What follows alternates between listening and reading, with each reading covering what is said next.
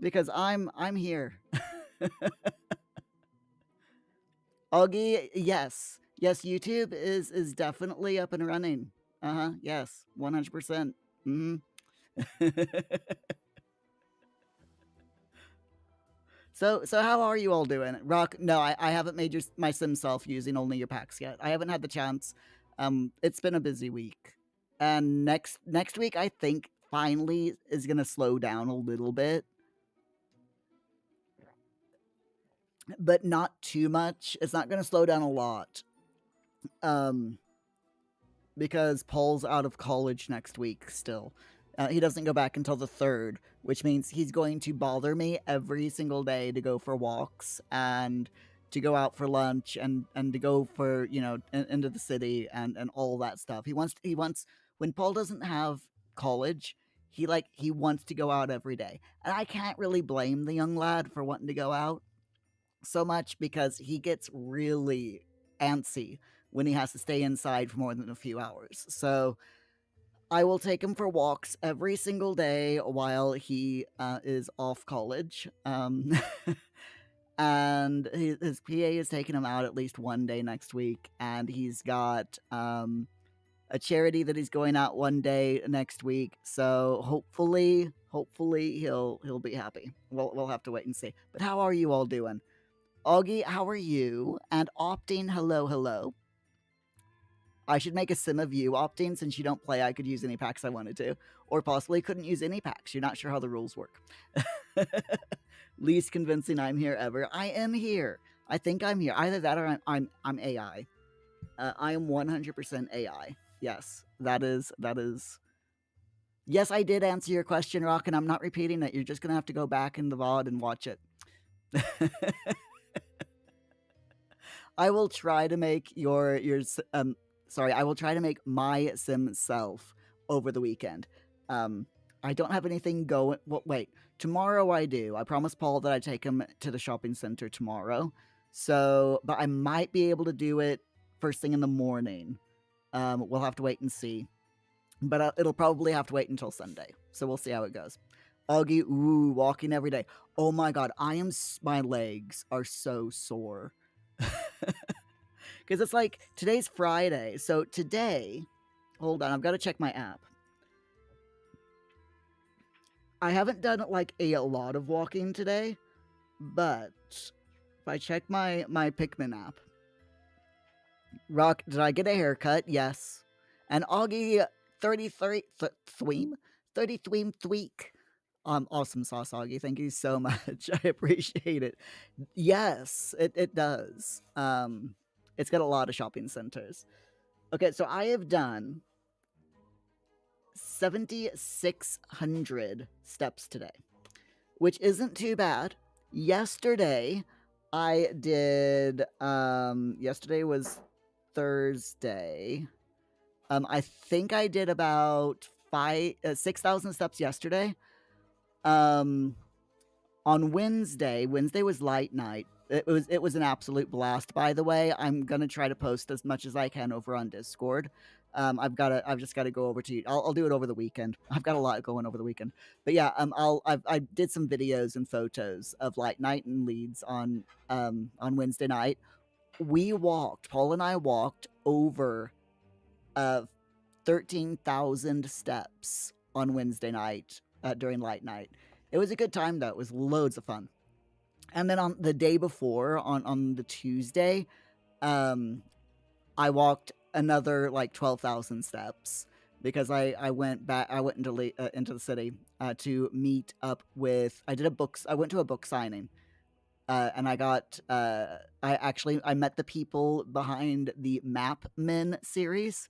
If you've never heard of Map Men, go check them out. They're awesome, especially if you're into history. They're really, really cool. So yeah. Augie, I met some random weirdo during the week. Yeah, that too. Augie, what was that, Sylvester? It's one of those days.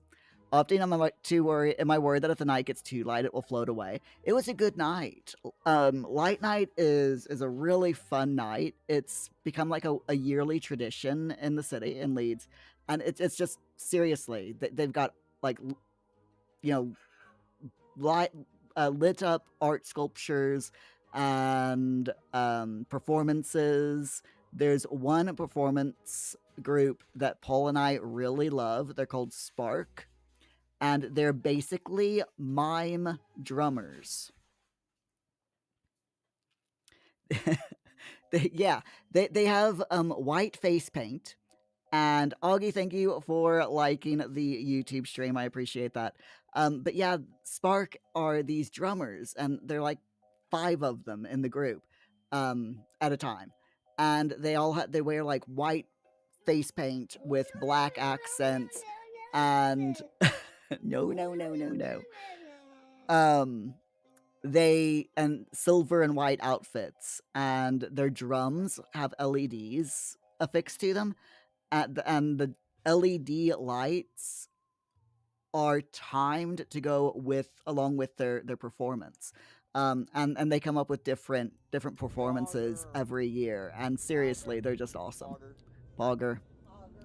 They're seriously awesome, and I made a couple of videos of them, so I will try to put them over in the Discord or over my other YouTube channel if Discord won't let me, because they are kind of long videos. But we'll see how it goes. So, anyway, what are we doing tonight? That's a good question. I have no idea. We're doing things tonight. That's all I know. We're going to first read At the Mountains of Madness. Then, if we have time after that, we're going to go into The Sims and do more of our spooky build. And then, depending on how late it is, after we finish one more room of our spooky build, then we will may or may not read more stories. Depends on how long this first bit takes us, because it is a bit of a long story here. I didn't realize last week, or on Monday, sorry, when I started reading the At the Mountains of Madness by H.P. Lovecraft, I didn't realize how long it was. So we finished last Monday night on chapter 3. So we're going to continue that tonight. I hope you all don't mind. I did say we were going to start off with this tonight, so... Ruck, you know what we're doing?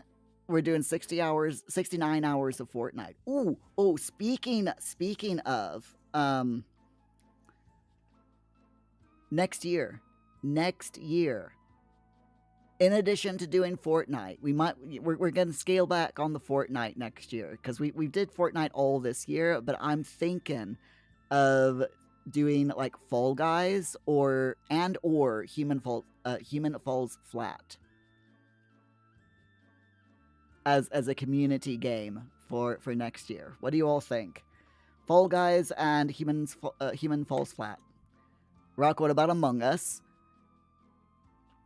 I don't know. We kind of have to get quite a few people for Among Us, and we only usually get like 4 people, and Among Us is not fun with just 4 people. You need a lot more. And I don't like randos. With Among Us, I do not like randos. Augie, Fall Guys is fun. I love Fall Guys. Fall Guys is a really cool game. Rock, what about this game? It's called Fortnite. We'll still play Fortnite next year, just not like every week. Optin, you don't know that last one, but you're up for a change of pace. You played Fall Guys before, but never with a usable connection. Ooh, so that would be fun. McLeod, hi McLeod, how are you? Human Falls Flat is great. Oh yes, I love Human Falls Flat. We play that sometimes with our board games group. Because we play, I have my board games group, and then once or twice a week we also do computer games as a group, and yeah, we play Human Falls Flat quite often. We played it last week, I think, or the week before. I can't remember which, but we played it recently, and yeah, it's such a fun little game. Rock, do I have Gang Beasts? What is Gang Beasts? Is it on Steam or Epic? Also, do you all like my hair? Paul and I got our hair cut today. So this is Muir this is me with my hair freshly cut. Rocket's on Steam. Gang Beasts. Hold on, let me have a quick look. Gang Beasts. Oh, that one! Oh, that would be loads of fun to play as well. That would definitely be loads of fun to play. Yeah. It's not free though, is it? So if anyone wanted to like buy it, then or to play, they would have to buy it. How much is it? It's 16 British pounds. Okay. But yeah, that could definitely be a thing that we could play. That it is a fun little game that. So I could add it to the list, and if all of you want to if you want to play, you can, and you don't already have it, and you have the money to be able to buy it, then you can buy it. But yeah, so I mean that right there is 3 games. So Human Falls Flat, Fall Guy, and Gang Beasts. Words. Who needs them? I don't.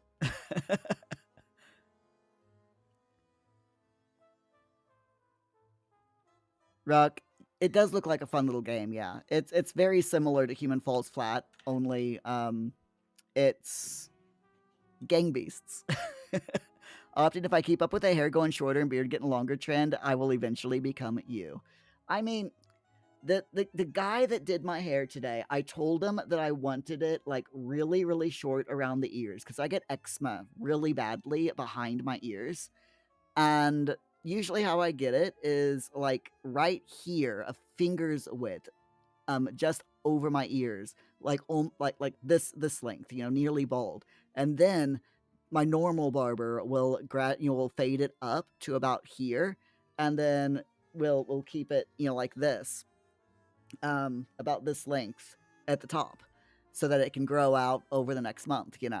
But the barber today wasn't my normal barber, and when I told him that I wanted it almost bald around, above the ears, he took that to meant the entire side.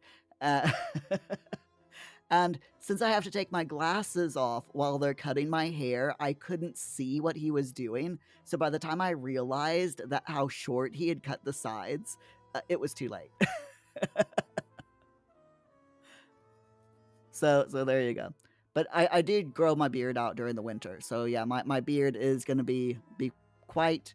it's going to get a little bit bushy before, over the next month or so. At least that's my hope. It is my hope that it gets a bit bushy. Okay, if anyone has Xbox Game Pass and Gang Beasts is on there too. Oh, sweet. Rock, I am not going bald again. Although, Paul, that's funny because when I get my haircut, Paul gets his haircut. We do it at the same time, save time and a little bit of money. And he got his, while he was in the chair, he looked at me because we were both sitting getting our haircut, and he's like, Muir's going bald. And I'm like, I'm not going bald, Paul. We're not going that extreme. And he looked at me and he went, Muir went bald in 2024. And I'm like, yes, Paul, that was for charity. And he's like, and eyebrows. And I'm like, yes, Paul. And we shaved my eyebrows off. Yes, Paul. And he went, and whipped cream in face. And I'm like, yes, Paul. This is all in the barber shop. And I'm pretty certain that the barbers were like, what in the world are the... What do these two people get up to in their spare time? Opting... It's good. What, my haircut will make me run faster, less air resistance.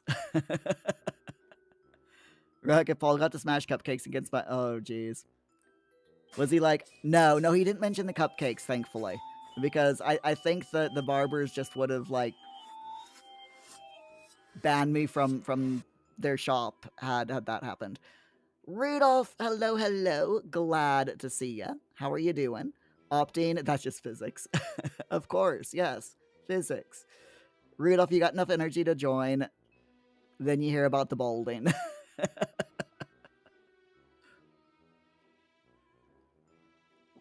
That was 2024, but how you doing, Rudolph? You all right? Rock, did he talk to the barber about Furbies? No, he did not. He talked my ear off about Furbies, but he didn't mention Furbies to at the barbers, thankfully. It was just on the way to the barber, then on the way to Greg's for lunch, and then on the way back home from getting lunch. Just nothing but Furbies, you know. McLeod, thank you for the coffee break. Hope you enjoy your lurk. We will get into our story in a minute. Rudolph, you actually just got a haircut too. You're quite happy with it. Oh, nice. Today is haircut day. National Haircut Day or something. I don't know. Okay. Shall we? Oh no. My red lamp the batteries have gone dead. Oh well. It's there at least. I'm gonna have to put new batteries in it. But at least I've got this still going, so that's good. At the very least. It's fine. Ruck, at home, yeah, no, actually he hasn't talked about Furbies tonight. He hasn't talked about Furbies since we got home from lunch. So it's been very, very little Furbies, which is really good. Often you watch enough UK TV to know what Greg's is. You prefer to imagine that it's just some guy you know named Greg, though, who feeds you sausage rolls when you're in town. with two two G's at the end. Gregg. That's why there's a funny TikTok that I saw quite a while ago, where this American went to the UK, and she's like, "Oh, my favorite place in the UK is GR Eggs." Yeah, it's stupid, but there you go. Rudolph, you cut your own hair while unable to see what you were doing. You used an electric wall razor and scissors. That's what I used to do, to be honest. I used to get my hair cut, or used to cut my hair myself, but I wanted Paul to get used to going to the barber shop, so we started going to the barbers. Because Paul wanted me to do his hair in a way that I couldn't do it, and I wanted my hair, and I was having problems getting my hair the way I wanted it as well. So with me, it's literally just, you know, when I do my own hair, it's all one length, you know, like a number 3 or something, just buzzed. Same with Paul's. I'll do a number 3 on his. But I wanted this, you know, with the top a bit long. Right now, it's a bit too short because the barber always cuts it a bit too short. But I wanted this, and I couldn't do it myself. Every time I tried, it just looked absolutely horrible in the back, especially. So, yeah. And I wanted Paul, like I said, to get used to going to the barber, because when, you know, in the future, when I'm no longer around, Paul's going to have to get his haircut at the barber, and it's best now to get him used to doing so. So, you know, Rock, say Furby's 3 times too fast, and I'll summon Paul behind me. Rudolph, you have to catch me up sometime about an interesting investigation. So the museum in the town is haunted. There's a robbery that left a lasting impression on the town with a murder and the worst fire the town had ever seen. It's, oh, cool. I would love to hear the background story. If you're still over in the Discord, feel free to write the whole story over in the Discord, and I will be very, very happy to take to read that, because that just sounds awesome. I do love real life ghost stories. Rudolph, you think your razor is 2, 3, and 4, and you learn to blend it too. Nice. Blending is like the hardest thing to do. It's hard to get this fade, you know? It's really difficult to do, especially when you're doing it yourself. Astana, hello. How are you doing? Glad to see ya. Rocky bought something else from the TikTok shop. What did you buy from the TikTok shop?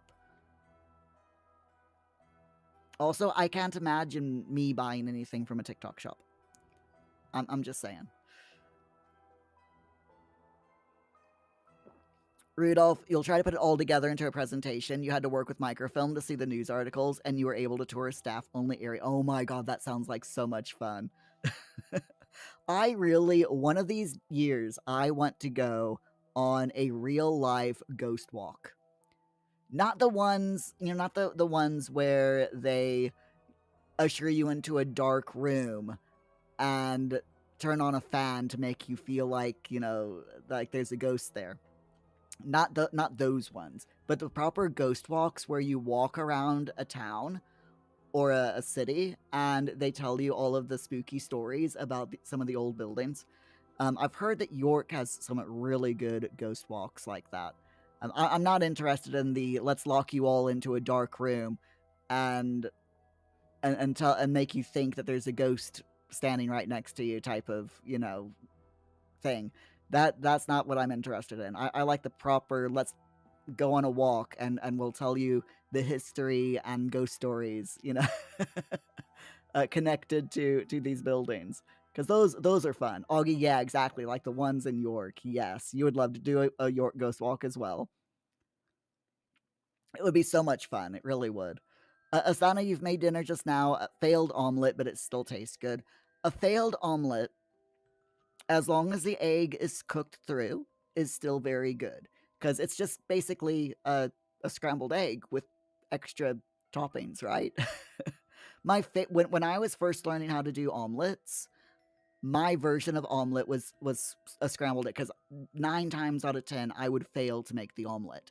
So I'd like it just I wouldn't be able to fold it over and it would just end up scrambled egg. But my favorite type of scrambled egg was like with bits of bacon and cheese and onion, just all and the egg and just all scrambled together. So good, so good. Oh, I want an omelet now. Rock, you saw a video for like a big box of fan favorite pretzel flavors from one company you don't remember the name of right now, but they sounded good. And it was like a really huge discount. Oh, speaking of a big box of fan favorite stuff, guess what I got an email from, or who I got an email from. You'll never guess who I got an email from. Roxy, it's 14 bags of pretzels and each one is a different flavor. Okay, that actually sounds really good, to be honest. Rudolph, your ghost thing was by a sudden chance opportunity because the owner was having difficulties going into the boiler room. The town is Kewanee, Illinois. That does sound very interesting. I would love to know the story behind that. Sorry, Rudolph. My brain just blanked there because I saw Opting's name. Opting, Muir, man, I did way too much walking. My legs are so sore. No more walking for me. Opting, also Muir, here's the walk I want to go on. Rock, did you guys know I like Dungeon Crawler Carl and Sims and also wait, no, not the last one. Yeah. Rudolph, you made scrambled eggs and then shaped it into a square patty to make egg sandwich. That's good as well. Yeah. Asana, you had broccolini in your wait, okay. Broccoli, what is broccolini? Is that like very tiny broccoli or is that broccoli with pasta? Because either one sounds good. Rudolph, you'll add that article to Discord real quick. Ah, sweet, yeah. So yes, the email. I got an email purportedly, allegedly. I don't know if it was an actual, from the actual person, but I got an email from Feastables. Y'all know what Feastables is? It's Mr. Beast's chocolate line.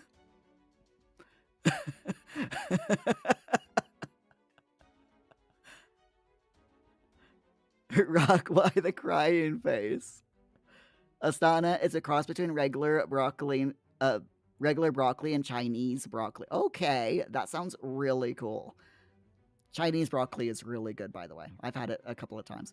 Rock, did I buy the Feastables chocolate? No, I just deleted the email because, to be honest, I do not want to be, I do not want to try to sell Mr. Beast's chocolate for him. Besides, I've heard it's not all that great anyway, so. But yeah, I'm like, yeah, no. I don't want an affiliate link for Mr. Beast's chocolate. No thanks. Yeah, it was a sponsorship thing. They're like, do you want to be a Feastables partner? You get your own affiliate link, and I'm like, yeah, no thanks, fam. You thought it was just like, do you want a bunch of chocolate on a discount? No, it was an actual, do you want to be a Feastables partner? But I'm like, yeah, no. No thanks.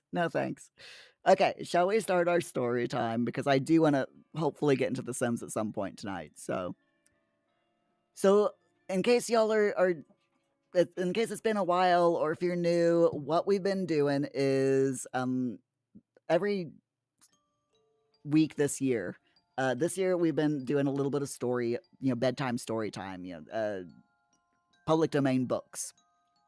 And for October, I decided that the last couple of weeks of October, leading up to and including Halloween and going into the 5th of November, which is Bonfire Night here in the UK, I'm going to be reading a bit of ghost stories, horror stories. And we started The Mountains of Madness by H.P. Lovecraft last Monday, just this past Monday. We ended at chapter 2, and we're going to start with chapter 3 tonight. Opting, you were given one of his chocolate things. It was decidedly meh. Yeah, exactly.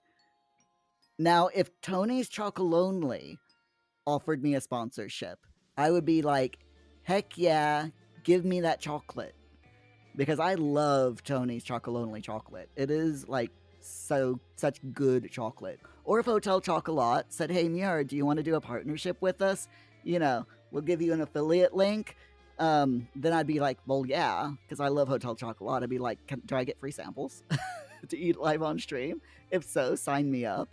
So yeah, if Hotel Chocolat or Tony's Chocolonely offered me a sponsorship position, I'd be like, yeah, 100%. Rock, at one point you're going to be dipping from a stream to do a live series mini round. No worries. Rudolph, you added the articles and the photo of the Great Kwan Fire, which may be what's caused the haunting in the boiler room. You were told a child said there were people in the basement and that the child was told that they couldn't leave. Oh, wow. That is spoopy. That is very spooky. Yeah, let's go ahead. Hold on. Let me open up Discord and take a look at that before we start, or before we continue our at the Mountains of Madness. So let's see. That's my Discord.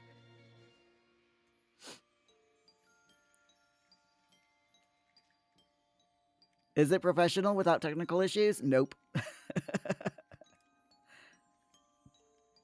So this is snippets of the. Okay, I'm not going to be able to read that because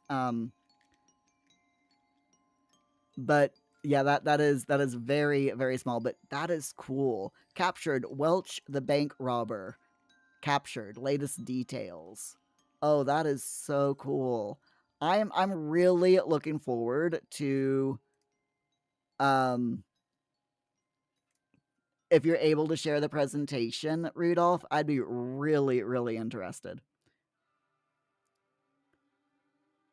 These are snippets. One is about the 1882 bank robbery and a murder that happened after the court case, and you have to find the fire event. And here's a picture of the fire.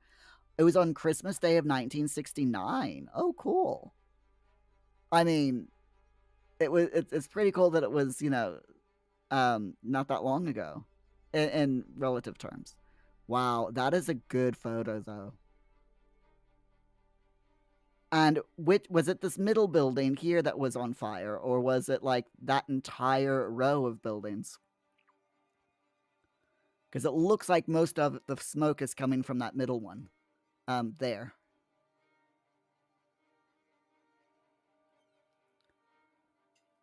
Rudolph, when you visited the location, the left side of your face felt numb in electrical static way. Your two fingertips on your left hand went completely numb too. And ad trapped, yeah.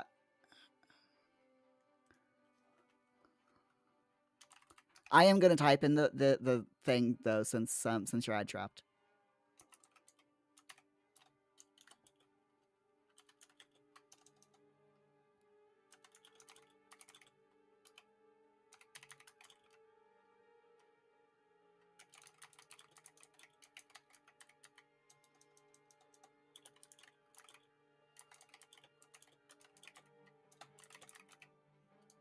There we go. Just so you see it. That is a really good photo.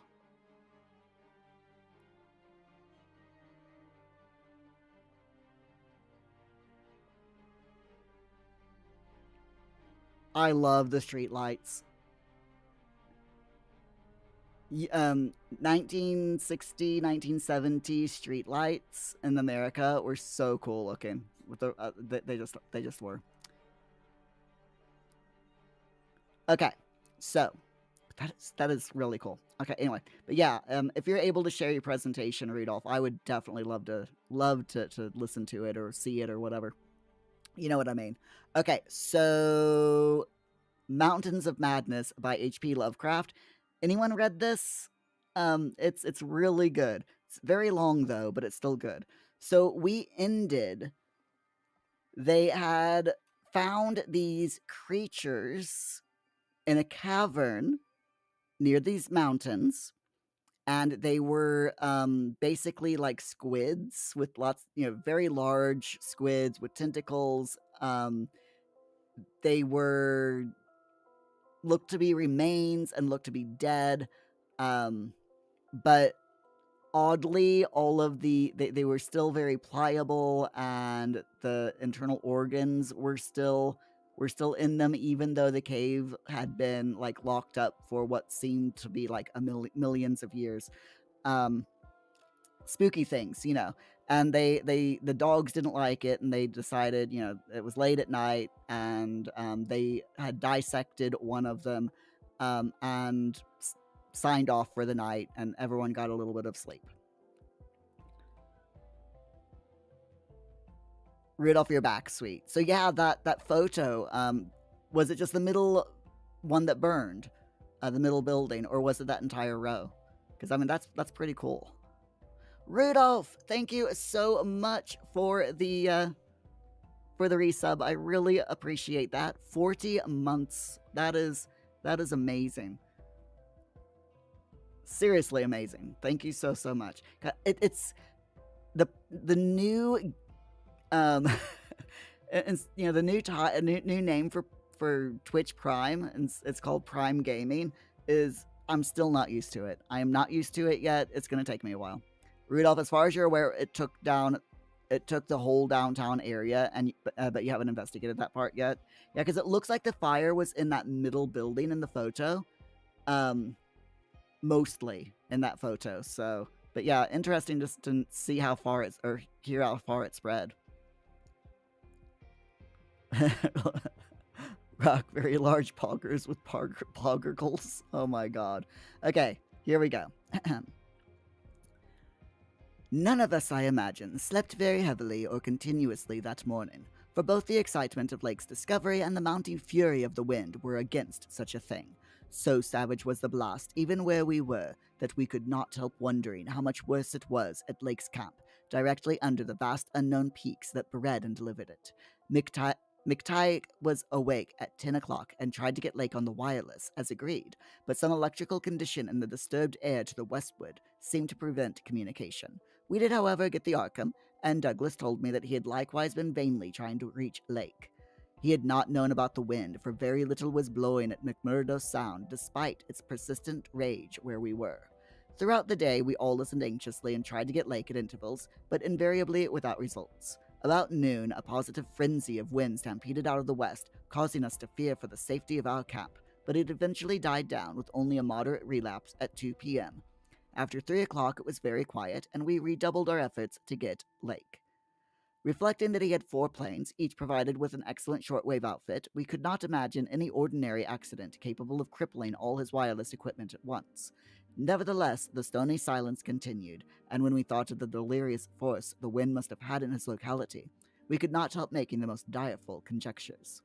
By 6 o'clock, our fears had become intense and definite, and after a wireless consultation with Douglas and Thorfinson, I resolved to take steps toward investigation. The 5th airplane, which we had left at McMurdo Sound supply cache with Sherman and 2 sailors, was in good shape and ready for instant use, and it seemed that the very emergency for which it had been saved was now upon us. I got Sherman by wireless and ordered him to join me with the plane and the 2 sailors at the southern base as quickly as possible, the air conditions being apparently highly favorable. We then talked over the personnel of the coming investigation party and decided that we would include all hands, together with the sledge and dogs which I had kept with me. Even so great a load would not be too much for one of the huge planes built to our special orders for heavy machinery transportation. At intervals, I still tried to reach Lake with the wireless, but all to no purpose. Rudolph, you know that the fire in Illinois took the theater, which is 2 blocks down. You got out your tablets, look at the information. Wow, that is a very long or large spread. Rock, none of you. Oh dear, I'm not reading that, Rock. I am not reading that. Sherman with the sailors Gunnarson and Larson took off at 7:30 and reported a quiet flight from several points on the wing. They arrived at our base at midnight, and all hands at once discussed the next move. It was risky business sailing over the Antarctic in a single airplane without any line of bases, but no one drew back from what seemed like the plainest necessity. We tuned in at 2 o'clock for a brief rest after some preliminary loading of the plane, but were up again in 4 hours to finish the loading and packing.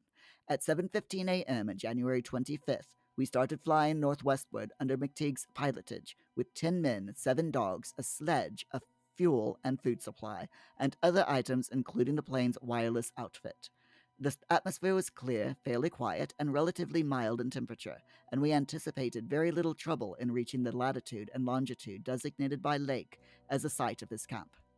Our apprehensions were over what we might find or fail to find at the end of our journey, for silence continued to answer all calls dispatched to the camp.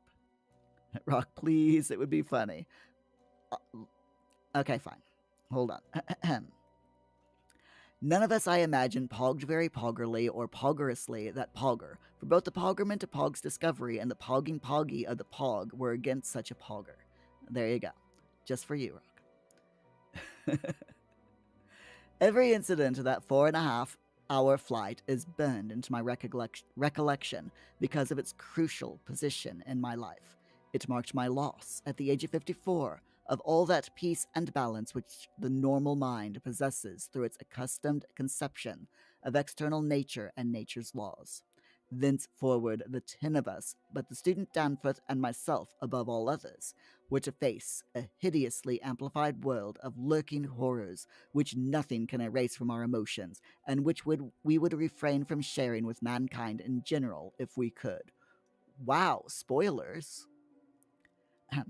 The newspapers have printed the bulletins we sent from the moving plane, telling of our non-stop course, our 2 battles with treacherous upper air gales, our glimpse of the broken surface where Lake had sunk his mid-journey shaft 3 days before. Rude.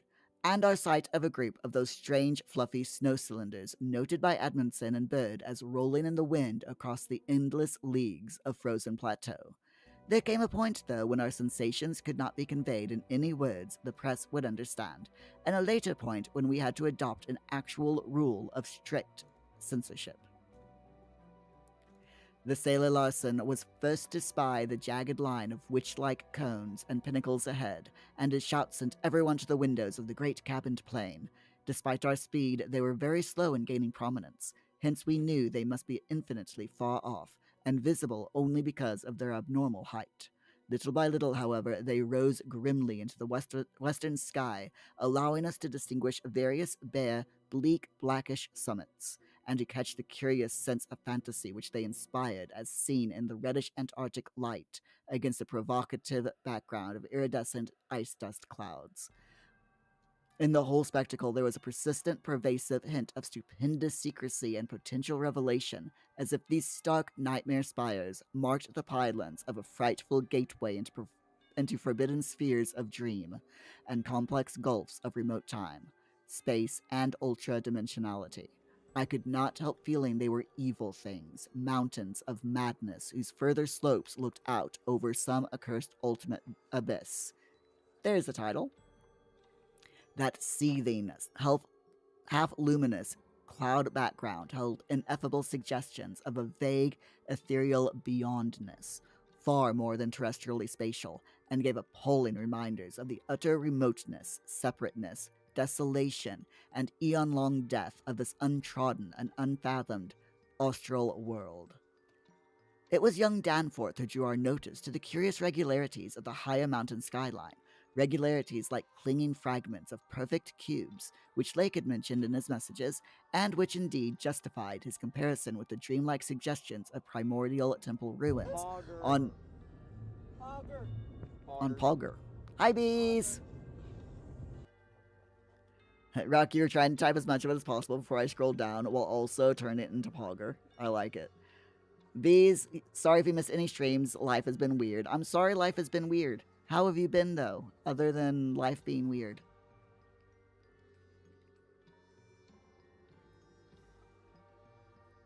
It's the time of year. You can blame it on the time of year for life being weird. Okay, so where was I?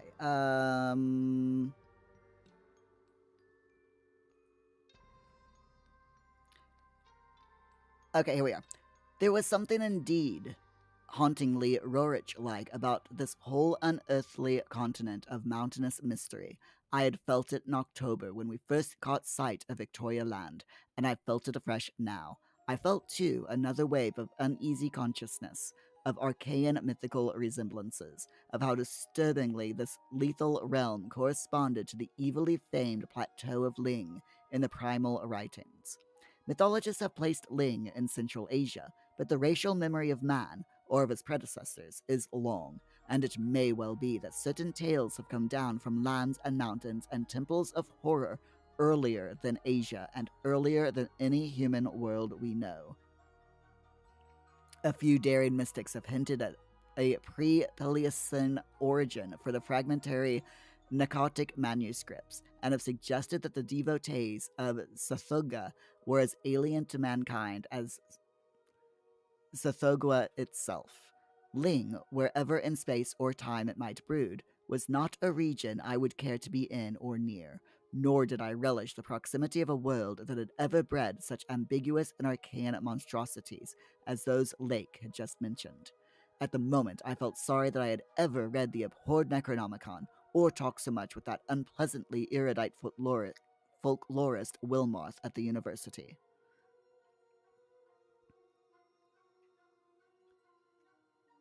Bees, let you know if I need a guest reader to take a voice break. I appreciate the offer. Opting bees, never heard of them. Bees, you had a dental appointment, rough sleep, and adjusting to your new streaming schedule. Ooh, what's your new streaming schedule? Feel free to put in a shameless self plug.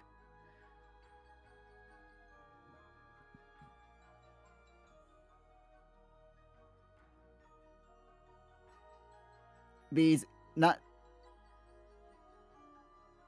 Bees, you finished the tedious task of setting up a zomboid base. Ooh, fun. Alright, where was I? Yes, here we go. This mood undoubtedly served to aggravate my reaction to the bizarre mirage which burst upon us from the increasingly opaque zenith as we drew near the mountains and began to make out the cumulative undulations of the foothills. I had seen dozens of polar mirages during the preceding weeks, some of them quite as uncanny and fantastically vivid as the present sample, but this one had a wholly novel and obscure quality of menacing symbolism, and I shuddered as the seething labyrinth of fabulous walls and towers and minarets loomed out of the troubled ice vapors above our heads. The effect was that of a cyclopean city of no architecture known to man or to human imagination, with vast aggregations of night-black masonry embodying monstrous perversions of geometrical laws and obtaining the most grotesque extremes of sinister bizarrerie. There were truncated cones, sometimes terraced or fluted, surmounted by tall cylindrical shafts here and there, bulbously enlarged and often capped with tiers of thinnish scalloped discs, and strange, beetling table-like constructions, suggesting piles of multitudinous rectangular slabs or circular plates or five-pointed stars with each one overlapping the one beneath. Gosh darn it, Lovecraft, why did you have to use such big, unpronounceable words? There were composite cones and pyramids, either alone or surmounting cylinders or cubes or flatter truncated cones and pyramids and occasional needle-like spires in curious clusters of 5. All these febrile structures seemed knit together by tubular bridges crossing from one to the other at various dizzy heights, and the implied scale of the whole was terrifying and oppressive in its sheer giganticism. The general type of mirage was not unlike some of the wilder forms observed and drawn by the Arctic whaler Scoresby in 1820. But at this time and place, with those dark, unknown mountain peaks soaring stupendously ahead, that anomalous elder world discovery in our minds, and the pall of probable disaster enveloping the greater part of our expedition, we all seemed to find in it a taint of latent malignity and infinitely evil portent. Yikes. Bees, you stream Monday, Wednesday, and Friday, 8 p.m. to 11 p.m. PST. Do you stream on Discord or on Twitch?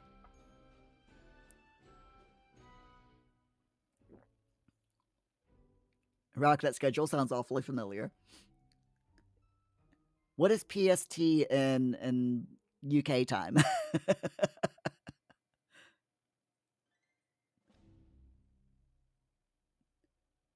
Rock, when we get to a part in the story where Lovecraft says something, yeah, exactly. I'll agree with that one. Okay. I was glad when the mirage began to break up, though in the process the various nightmare turrets and cones assumed distorted temporary forms of even vaster hideousness. As the whole illusion dissolved to churning opalescence, we began to look earthward again and saw that our journey's end was not far off. The unknown mountains ahead rose dizzyingly up like a fearsome rampart of giants, their curious regularity shewing with startling clearness, even without a field glass.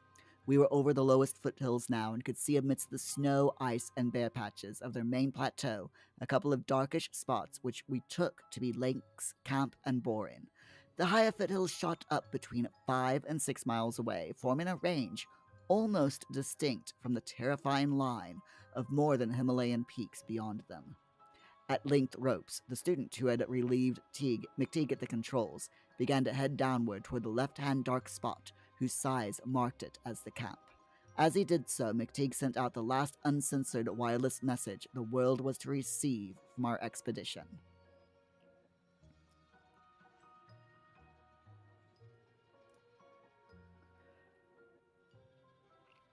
Rock, 8 p.m. PST would be like 4 a.m. UK time. Yep, it is. Okay. And Bees, you eat dinner at 7, so streaming after is best for you. You tried midday, but no one showed up. Aw. Rock Bees streams from 4 a.m. to 7 a.m. UK time. Oof. Well, if I ever get insomnia and can't sleep, Bees, I'll drop in and say hi. 4 to 7 a.m. though, I'm normally fast asleep in bed. Okay, where was I? Here we are. Everyone, of course, has read the brief and unsatisfying bulletins of the rest of our Antarctic sojourn. Some hours after our landing, we sent a guarded report of the tragedy we found, and reluctantly announced the wiping out of the whole lake party by the frightful wind of the preceding day, or of the night before that. 11 known dead, young Gedney missing, people pardoned our hazy lack of details through realization of the shock the sad event must have caused us, and believed us when we explained that the mingling action of the wind had rendered all 11 bodies unsuitable for transportation outside. Indeed, I flatter myself that even in the midst of our distress, utter bewilderment and soul-clutching horror, we scarcely went beyond the truth in any specific instance. The tremendous significance lies in what we did not tell, what I would not tell now but for the need of warning others off from nameless terrors. It is a fact that the wind had wrought dreadful havoc. Whether all could have lived through it, even without the other thing, is gravely open to doubt. The storm, with its fury of madly driven ice particles, must have been beyond anything our expedition had encountered before. One aeroplane shelter, all it seems, had been left in a far too flimsy and inadequate state, was nearly pulverized, and the derrick at the distant boring was entirely shaken to pieces. The exposed metal of the grounded planes and drilling machinery was bruised into a high polish, and 2 of the small tents were flattened despite their snowbanking. Wooden surfaces left out in the blast were pitted and denuded of paint, and all signs of tracks in the snow were completely obliterated. It is also true that we found none of the archaean biological objects in a condition to take outside as a whole. We did gather some minerals from a vast tumbled pile, including several of the greenish soapstone fragments, whose odd five-pointed rounding and faint patterns of grouped dots caused so many doubtful comparisons, and some fossil bones, among which were the most typical of the curiously injured specimens. None of the dogs survived, their hurriedly built snow enclosure near the camp being almost wholly destroyed. The wind may have done that, though the greater breakage on the side next to the camp, which was not the windward one, suggests an outward leap or break of the frantic beasts themselves. All three sledges were gone, and we have tried to explain that the wind may have blown them off into the unknown. The drill and ice-melting machinery at the boring were too badly damaged to warrant salvage, so we used them to choke up that subtly disturbing gateway to the past, which Lake had blasted. We likewise left at the camp the two most shaken up at the plains, since our landing party had only 4 real pilots, Sherman, Danforth, McTeague, and Ropes, in all, with Danforth in a poor, nervous shape to navigate. We brought back all the books, scientific equipment, and other incidentals we could find, though much was rather unaccountably blown away. Spare tents and furs were either missing or badly out of condition. Rock, now I know how you felt when I used to stream in the morning.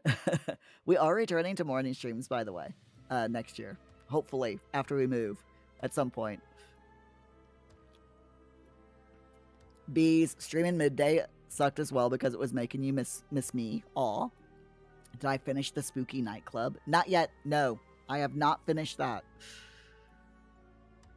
If we finish this before the stream has to end tonight, then we will continue the spooky build tonight. If not, then we'll continue it next week.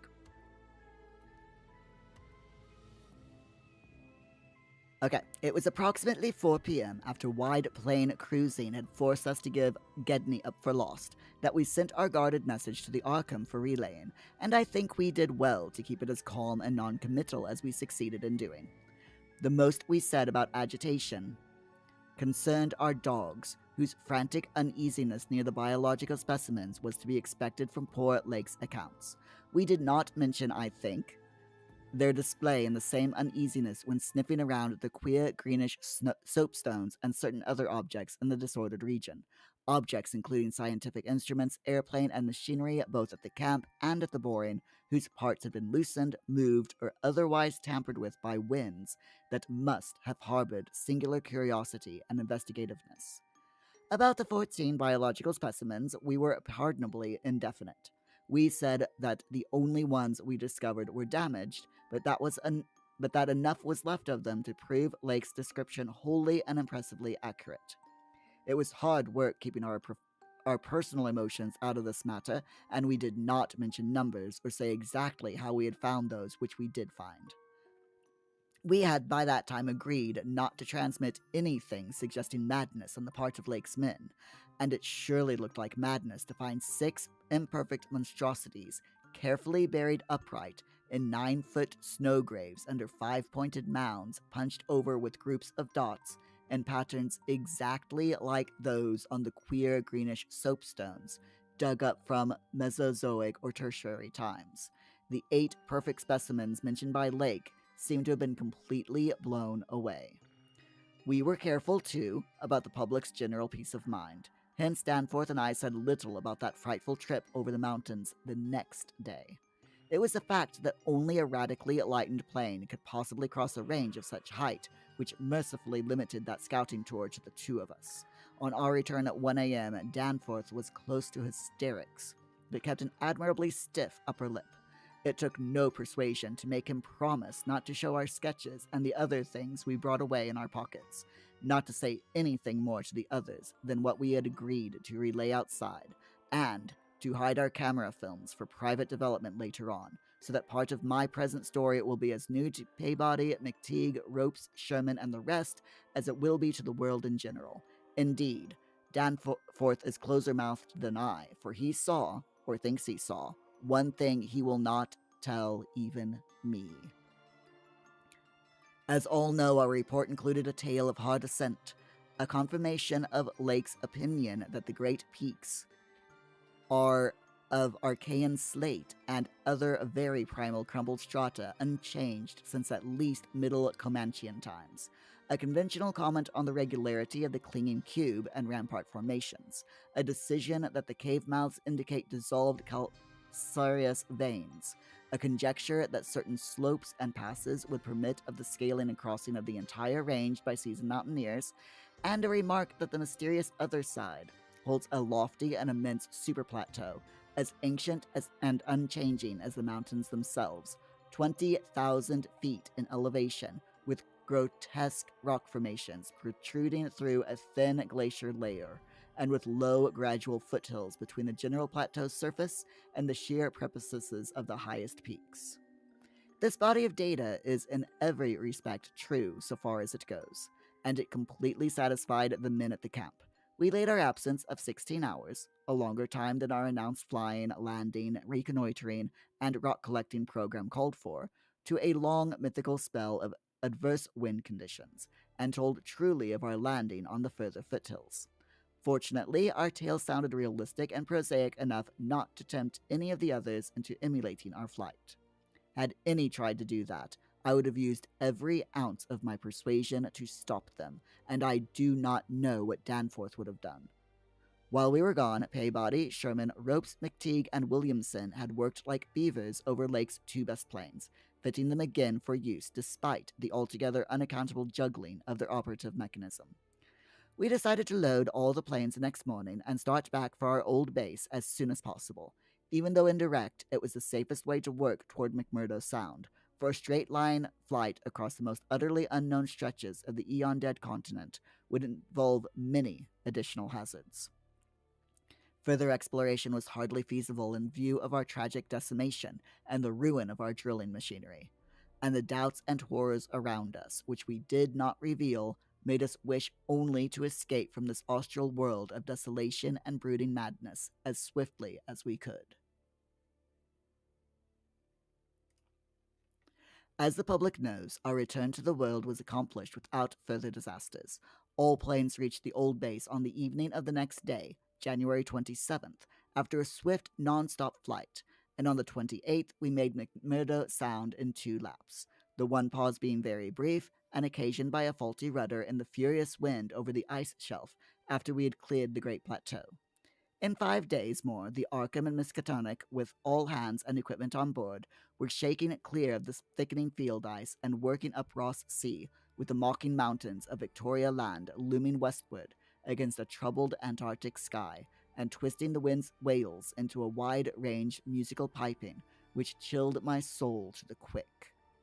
Less than a fortnight later, we left the last hint of Polarland behind us, and thanked heaven that we were clear of a haunted, accursed realm where life and death, space and time have made black and blasphemous alliances in the unknown epochs since matter first writhed and swam on the planet's scarce cold crust. That's a bit of alliteration there. Since our return, we have all constantly worked to discourage Antarctic exploration, and have kept certain doubts and guesses to ourselves with splendid unity and faithfulness. Even young Danforth, with his nervous breakdown, has not flinched or babbled to his doctors. Indeed, as I have said, there is one thing he thinks he alone saw, which he will not tell even me, though I think it would help his psychological state if he would consent to do so. It might explain and relieve much, though perhaps the thing was no more than the delusive aftermath of an earlier shock. That is the impression I gather after those rare irresponsible moments when he whispers disjointed things to me, things which he repudiates vehemently as soon as he gets a grip on himself again. It will be hard work deterring others from the Great White South, and some of our efforts may directly harm our cause by drawing inquiring notice. We might have known from the first that human curiosity is undying, and that the results we announced would be enough to spur others ahead in the same age-long pursuit of the unknown. Lake's report of these biological monstrosities had aroused naturalists and paleontologists to the highest pitch, though we were sensible enough not to show the detached parts we had taken from the actual buried specimens, or our photographs of those specimens as they were found. We also refrained from showing the more puzzling of the scarred bones and greenish soapstones. While Danforth and I have closely guarded the pictures we took or drew on the super plateau across the range, and the crumpled things we smoothed, studied in terror, and brought away in our pockets. But now that Starkweather Moor Party is organizing, and with a thoroughness far beyond anything our outfit attempted, if not dissuaded, they will get to the innermost nucleus of the Antarctic and melt and bore till they bring up that which may end the world we know. So I must break through all reticences at last, even about that ultimate nameless thing beyond the mountains of madness. Ooh. Bees, if your name is Danforth, you better have a twin named Dinwit. I like it. I like it. Okay, so we're going to have an ad now, and I'm just going to chat. We'll just chat during the ad break. And then after the ad break finishes, we will continue with Chapter 4. Hello, Paul. Paul's here, everyone. What? Is it raining? Is it quiet? Is it raining quietly? Just normal rain, okay. Yes, it's fine, mate. Okay, that's fine, mate. It doesn't matter. You gonna do dishes? Gonna first thing in the morning? Yeah, okay. We're going to go out tomorrow around 12:30, okay? Yeah. Yes. Feel too fearful. Feel too feel. Yes. Now you go. Okay. Do you want to say hello to everyone? No. Okay. You go and play then. Yeah. No, not all of us, mate. No. Anyway, you go and. Okay. You go and play, mate. Love you. Yeah, go play with your Furbies. Do y'all know Paul likes Furbies?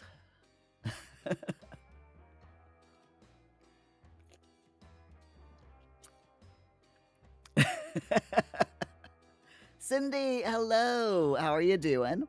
No, we're taking a brief break from The Sims 4 at the moment, Cindy, and reading a bit of a ghost story, just to get us in the mood for our spooky Sims 4 build. But how you doing tonight, Cindy? You all right? Glad to see you.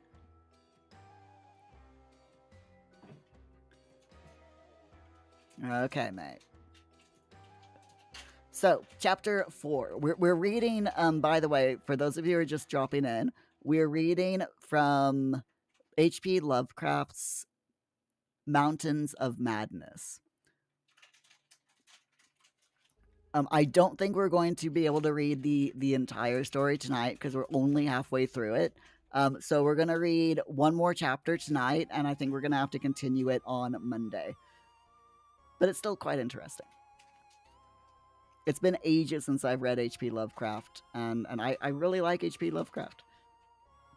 And like I said, it gets us into that nice, spooky mindset for proper Sims 4 spooky builds. Optin, am I gonna Sims after this after the chapter? Yeah, because these chapters are like really long, and we've already been streaming for over an hour. So, okay, mate. Yes, we can do that. Cindy. Yeah. Paul's got Furbies. He has 4 Furbies at the moment. He wants more, and he would probably buy more. But we're waiting until after we move for him to buy any more. So, see how it goes. Opt-in. This one is going on a bit. Lol. It's a very long story. I didn't realize it was this long. But yeah, there you go. Cindy, it's 2:20 p.m. where you're at. Oh, nice. Yeah, it's like 9:10 here p.m. So, which is why I'm very very mindful of the time. Okay, so chapter 4 of Mansions of Madness. Not Mansions of Madness. Sorry, that's a board game. Pogger. Chapter 4 of Mountains of Madness. There we go. Here we go.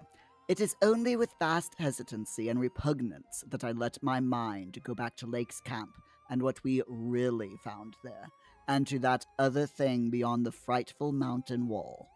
I am constantly tempted to shirk the details and to let hints stand for actual facts and ineluctable deductions. I hope I have said enough already to let me glide briefly over the rest, that is, of the horror at the camp.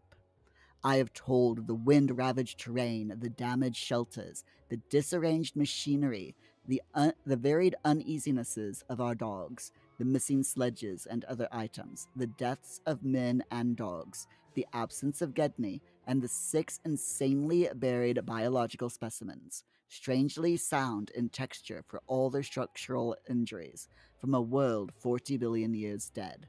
I do not recall whether I mentioned that upon checking up on the canine bodies, we found one dog missing. We did not think much about that till later. Indeed, only Danforth and I have thought of it at all.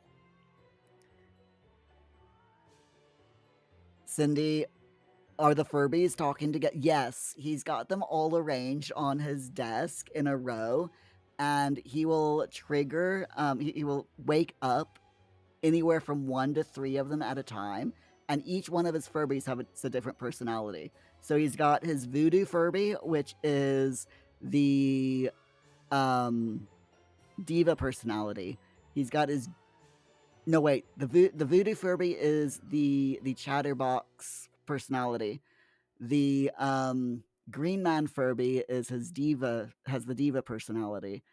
The Black Magic Furby is currently the grumpy / evil personality. And after Halloween, he's going to change it back to the silly personality. And then he's got one other one, which is Cotton Candy. And that one is what he calls the cute baby princess personality. So the 5th one that he gets will probably he'll probably make that one either the evil personality or the silly personality, and have the Black Magic one be the other one. But we'll see how he gets up. Okay, he'll shut up. No, don't worry about it, Cindy. I do like chatting with everyone, and chatting always comes first, and what we're doing on stream always comes second. In my mind, anyway. Bijou should have mentioned the Mountain of Madness is like his longest one. Oops. I figured that out now. It's perfectly fine. By the way, tonight's drink is mixed fruit cider. So, in case anyone's curious about what I'm drinking, I also have water. So there you go. Alright, so let's see. Where are we? Okay, the dogs, yes. The principal things I have been keeping back relate to the bodies, and to certain subtle points which may or may not lend a hideous and incredible kind of rationale to the apparent chaos. At the time, I tried to keep the men's minds off those points, for it was so much simpler, so much more normal, to lay everything to an outbreak of madness on the part of some of Lake's party. From the look of things, that demon mountain wind must have been enough to drive any man mad in the midst of the center of all earthly mystery and desolation. The crowning abnormality, of course, was the condition of the bodies, men and dogs alike. They had all been in some terrible kind of conflict, and were torn and mangled in fiendish and altogether inexplicable ways. Death, so far as we could judge, had in each case come from strangulation or laceration. The dogs had evidently started the trouble, for the state of their ill-built coral bore witness to its forcible breakage from within. It had been set some distance from the camp because of the hatred of the animals for those hellish archaean organisms, but the precaution seemed to have been taken in vain. When left alone in that monstrous wind behind flimsy walls of insufficient height, they must have stampeded, whether from the wind itself or from some subtle, increasing odor emitted by the nightmare specimens, one could not say. Those specimens, of course, had been covered with a tent cloth. Yet the low Antarctic sun had beat steadily upon that cloth, and Lake had mentioned that solar heat tended to make the strangely sound and tough tissues of the things relax and expand. Perhaps the wind had whipped the cloth from over them and jostled them about in such a way that their more pungent olfactory qualities became manifest, despite their unbelievable antiquity. But whatever had happened, it was hideous and revolting enough. Perhaps I had better put squeamishness aside until the worst at last, though with a categorical statement of opinion, based on the first-hand observations and most rigid deductions of both Danforth and myself, that the then missing Gedney was in no way responsible for the loathsome horrors we found. I have said that the bodies were frightfully mangled. Now I must add that some were incised and subtracted from, in the most curious, cold-blooded, and inhuman fashion. It was the same with dogs and men. All the healthier, fatter bodies, quadrupedal or bipedal, had had their most solid masses of tissue cut out and removed as by a careful butcher, and around them was a strange sprinkling of salt, taken from the ravaged provision chests on the plains, which conjured up the most horrible associations. The thing had occurred in one of the crude airplane shelters from which the plane had been dragged out, and subsequent winds had effaced all tracks which could have supplied any plausible theory. Scattered bits of clothing, roughly slashed from the human incision subjects, hinted no clues. It is useless to bring up the half-impression of certain faint snow prints in one shielded corner of the ruined enclosure, because that impression did not concern human prints at all, but was clearly mixed up with all the talk of fossil prints, which poor Lake had been giving throughout the preceding weeks. One had to be careful of one's imagination in the lee of those overshadowing mountains of madness. As I have indicated, Gedney and one dog turned out to be missing in the end. When we came on that terrible shelter, we had missed 2 dogs and 2 men, but the fairly unharmed dissecting tent, which we entered after investigating the monstrous graves, had something to reveal. It was not as Lake had left it, for the covered parts of the primal monstrosity had been removed from the improvised table. Indeed, we had already realized that one of the 6 imperfect and insanely buried things we had found, the one with a trace of a peculiarly hateful odor, must represent the collected sections of the entity which Lake had tried to analyze. On and around that laboratory table were strewn other things, and it did not take long for us to guess that those things were the carefully, though oddly and inexpertly dissected parts of one man and one dog. I shall spare the feelings of survivors by omitting mention of the man's identity. Lake's anatomical instruments were missing, but there were evidences of their careful cleansing. The gasoline stove was also gone, though around it we found a curious litter of matches. We buried the human parts beside the other 10 men, and the canine parts with the other 35 dogs. Concerning the bizarre smudges on the laboratory table, and on the jumble of roughly handled illustrated books scattered near it, we were too much bewildered to speculate. This formed the worst of the camp horror. But other things were equally perplexing. The disappearance of Gedney, the one dog, the 8 uninjured biological specimens, the 3 sledges, and certain instruments, illustrated technical and scientific books, writing materials, electric torches and batteries, food and fuel, heating apparatus, spare tents, fursuits, and the like, was utterly beyond sane conjecture, as were likewise the spattered fringed ink blots on certain pieces of paper, and the evidences of curious alien fumbling and experimentation around the planes, and all other mechanical devices, both at the camp and at the boring. The dogs seemed to abhor this oddly disordered machinery. Then, too, there was the upsetting of the larder, the disappearance of certain staples, and the jarringly comical heap of tin cans pried open in the most unlikely ways and at the most unlikely places. The profusion of scattered matches, intact, broken, or spent, formed another minor enigma, as did the 2 or 3 tent cloths and fursuits which we found lying about with peculiar and unorthodox slashings, conceivably due to clumsy efforts at unimaginable adaptations. The maltreatment of the human and canine bodies, and the crazy burial of the damaged Archaean specimens were all of a piece with this apparent disintegrative madness.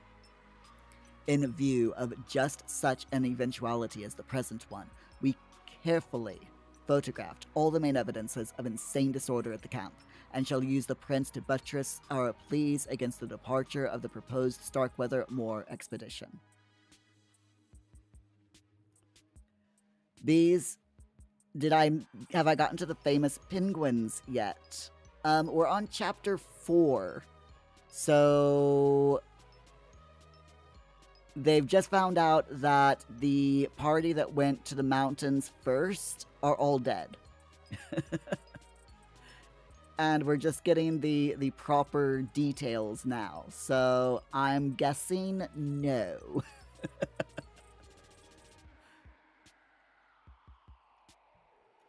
Our first act after finding the bodies in the shelter was to photograph and open the row of insane graves with the 5-pointed snow mounds. Penguins, yes, penguins. We could not help noticing the resemblance of these monstrous mounds with their clusters of grouped dots to poor Lake's descriptions of the strange greenish soapstones. And when we came on some of the soapstones themselves, in the great mineral pile, we found the likeness very close indeed.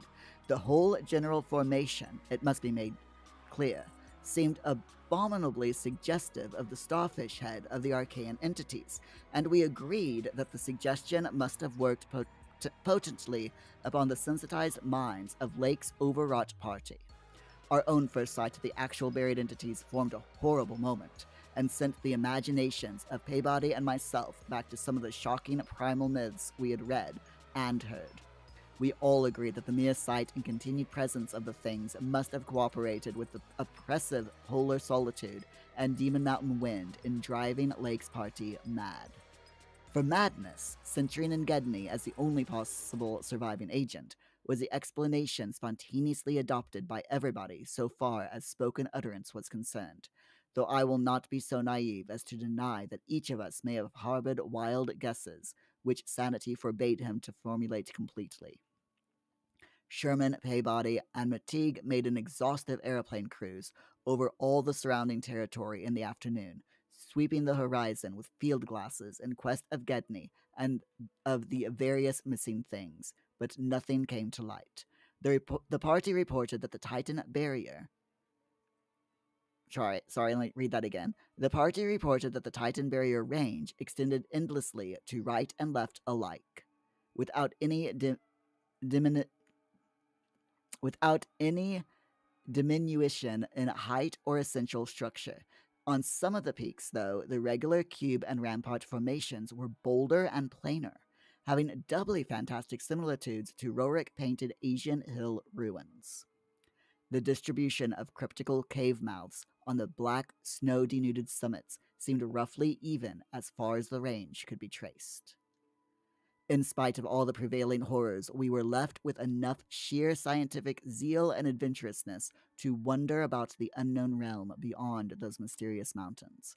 As our guarded messages stated, we rested at midnight after our day of terror and bafflement, but not without a tentative plan for one or more range-crossing altitude flights in a lightened plane with aerial camera and geologist's outfit, beginning the following morning. It was decided that Danforth and I try it first, and we awaked at 7 a.m., intending an early trip, though heavy winds mentioned in our brief bulletin to the outside world delayed our start until nearly 9 o'clock. I have already repeated the non-committal story we told the men at camp, and relayed outside, after our return 16 hours later. It is now my terrible duty to amplify this account by filling in the merciful blanks with hints of what we really saw in the hidden transmontane world, hints of the revelations which have finally driven Danforth to a nervous collapse. I wish he would add a really frank word about the thing which he thinks he alone saw, even though it was probably a nervous delusion, and which was perhaps the last straw that put him where he is. But he is firm against that. All I can do is repeat his later disjointed whispers about what set him shrieking as the plane soared back through the wind-tortured mountain pass after that real and tangible shock which I shared. This will form my last word. If the plain signs of surviving elder horrors and what I disclose be not enough to keep others from meddling with the inner Antarctic, or at least from prying too deeply beneath the surface of that ultimate waste of forbidden secrets and unhuman, eon-cursed desolation, the responsibility for unnameable and perhaps immeasurable evils will not be mine. Danforth and I, studying the notes made by Paybody in his afternoon flight and checking up with a sextant, had calculated that the lowest available pass in the range lay somewhat to the right of us, within sight of camp, and about 23,000 or 24,000 feet above sea level. For this point, then, we first headed in a lightened plane as we embarked on our flight of discovery. The camp itself, on foothills which sprang from a high continental plateau, was some 12,000 feet in altitude. Hence, the actual height increase necessary was not so vast as it might seem. Nevertheless, we were acutely conscious of the rarefied air and intense cold as we rose, for on account of visibility conditions, we had to leave the cabin windows open. We were dressed, of course, in our heaviest furs. Cindy, have I seen the videos of the top creators that are leaving the EA Creator Network? Yes, I have. Quite a few. Little Simsy, James Turner, Devin Bumpkin, and a few others that I'm not remembering off the top of my head, but those are the ones that I subscribe to. I believe Karen and Connie as well. I did make an announcement, by the way, over on YouTube that for the rest of this year, I am going to be winding down my Sims 4 content on YouTube and Twitch. And next year, I will be concentrating mostly on Paralives and Minecraft. And Minecraft on live streams and Paralives for in pre-recorded videos. So be on the lookout for that. And I go into a little bit more detail about my thoughts about the EA Creator Network and Sims 4 Sims 4, the problems with all of that in my community post on YouTube. But yeah, I am dialing back my Sims 4 content. I'm not going to leave the EA Creator Network exactly, but I am not going to make Sims 4 content until I know exactly what is gonna happen. And then, like, for example, if the soon to be new owners of EA decide to sell Maxis off to a different publisher or then I might I'll probably go back to The Sims 4 at that point. Or if the sale doesn't go through, then I'll go back to The Sims 4. But for now, I am going on a hiatus because I just do not feel comfortable encouraging people to spend money on a game that is owned by such a horrible regime. Cindy, you love it. You don't blame me. What is Paralives? Paralives is a Sims-like game that is being developed by a small group of, I think, about 15 to 20 developers in Canada. And it is very similar to The Sims 4, where you control human characters called paras, and they go along their daily lives. You have kids, you go to work, you get married, or you don't get married. Whatever you decide to do, there's going to be drama. There's loads of ways, of deaths for your paras. It is basically very, very, very, very, very similar to The Sims 4. And it is, in my opinion, it is going to be the main competitor for The Sims once it's released. And it's released in early access on the 8th of December. So I'm really, really looking forward to covering that. It is a really, really good looking game. And I cannot wait to try it out. Hold on. Okay, it's fine. Anyway, continuing on. As we drew near the forbidding peaks, dark and sinister above the line of crevice-riven snow and interstitial glaciers, we noticed more and more the curiously regular formations clinging to the slopes, and thought again of the strange Asian paintings of Nicholas Roach. The ancient and wind-weathered rock strata fully verified all of Lake's bulletins and proved that these hoary pinnacles had been towering up in exactly the same way since a surprisingly early time in Earth's history, perhaps over 50 million years. How much higher they had once been, it was futile to guess, but everything about this strange region pointed to obscure atmospheric influences unfavorable to change and calculated to retard the usual climatic processes of rock disintegration. But it was the mountainside tangle of regular cubes, ramparts, and cave mouths which fascinated and disturbed us most. I studied them with a field glass and took aerial photographs while Stanforth drove, and at times relieved him at the controls, though my aviation knowledge was purely an amateur's, in order to let him use the binoculars. We could easily see that much of the material of the things was a lightish Archean quartzite, unlike any formation visible over broad areas of the general surface, and that their regularity was extreme and uncanny to an extent which poor Lake had scarcely hinted. Cindy, aw, thank you. That's really nice of you to say. I try to be a nice guy. I mean, I don't have to try very hard because it just comes natural to me. I have to admit that, and I'm not patting myself on the back or humble bragging.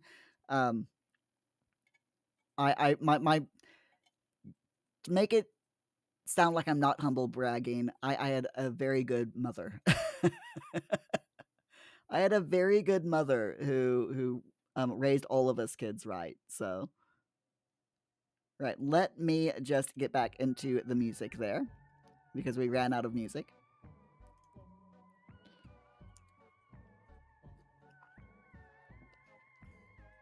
Okay, where was I? Ah, yes.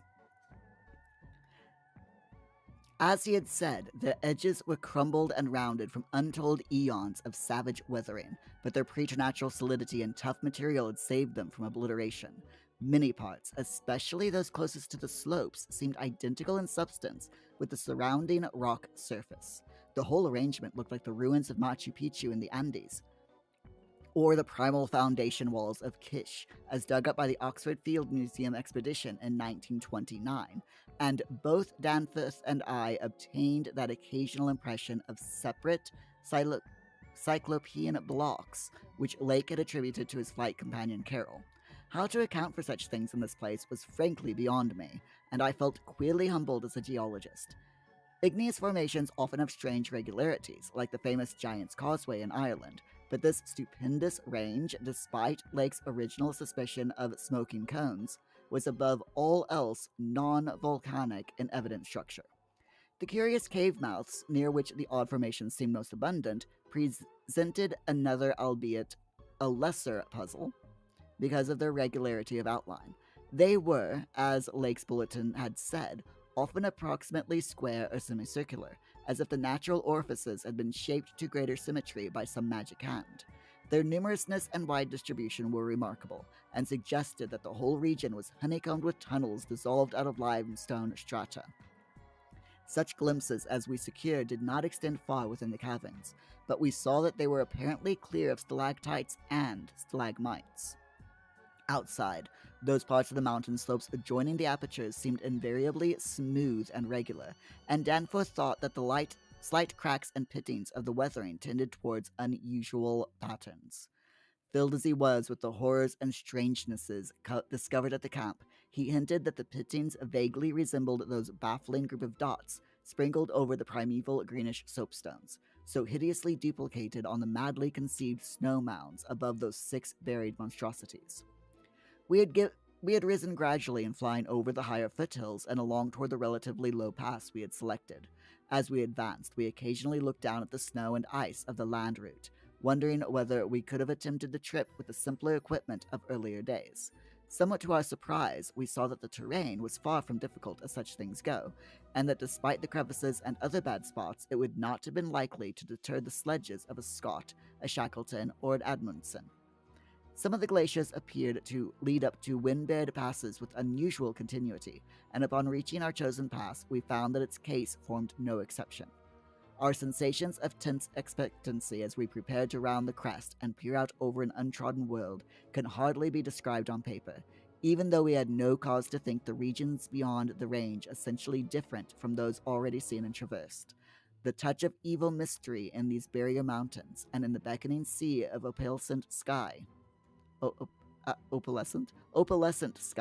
glimpsed betwixt their summits, was a highly subtle and attenuated matter, not to be explained in literal words.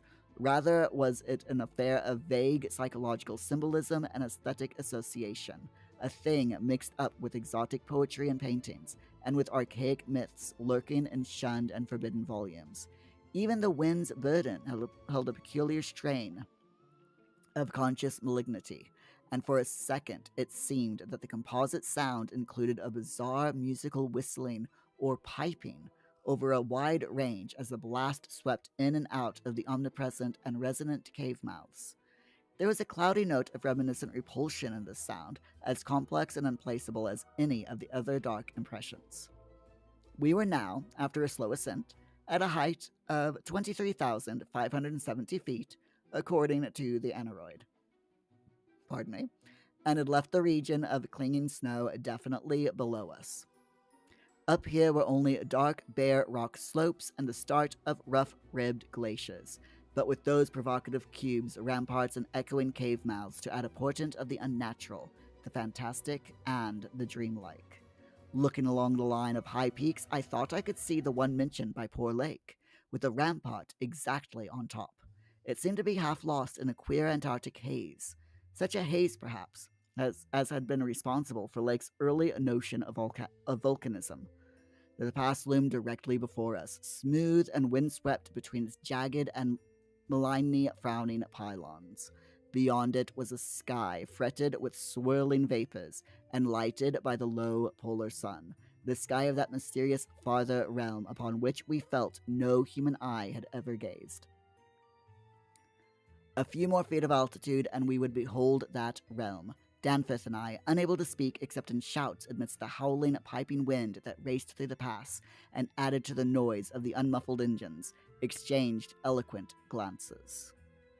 And then, having gained those last few feet, we did indeed stare across the momentous divide and over the unsampled secrets of an elder and utterly alien Earth. Opting I had a great mother is one hell of a brag. I mean, true. Very, very true. Okay, we are currently at chapter 5 of the story. Staring across the momentous divide and over the unsampled secrets of an elder and utterly alien Earth is a good point to leave it for now.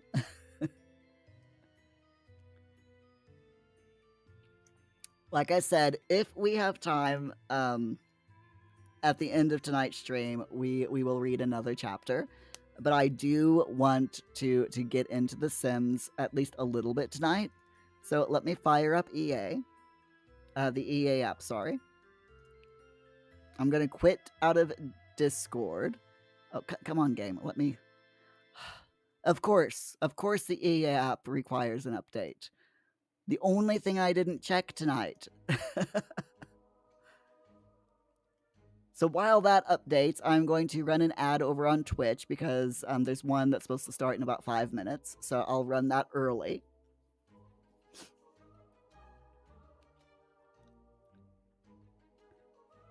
Opting, it wouldn't be a stream without updates. This is true. This is true. Updates or something going wrong, you know? Something breaking. I'm watching this and it's like, it's downloaded the... Okay, there we go. I'm like, it's downloaded the update, but why isn't it applying it? And what is the update? That's the question. I am very curious as to what the question is.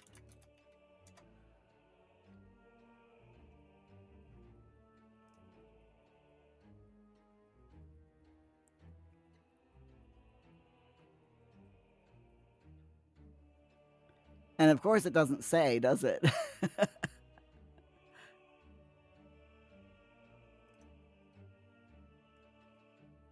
Oh, no. There's nothing there about...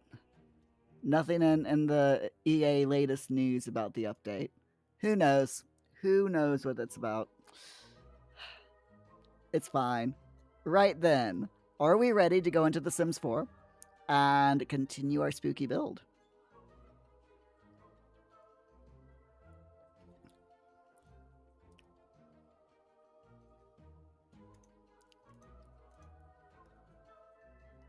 So just so you all know, I have put in some mods. Not very many. They're all building mods because I did a video the other day. I recorded a video about different mods that are really useful in building. So at the moment, I've got Twisted Mexies, Better Build By, and Tool mods. And I also have the UI cheat extension and MCCC. So that's MC Command Center. So let's see. We want this one, the 2025 creation save. And I believe I said we were going to go into the ballroom, didn't I? For tonight's stream. And I don't know if there's a broken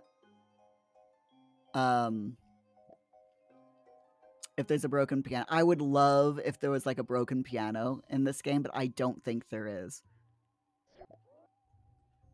But we're definitely going to have a ballroom with a stage and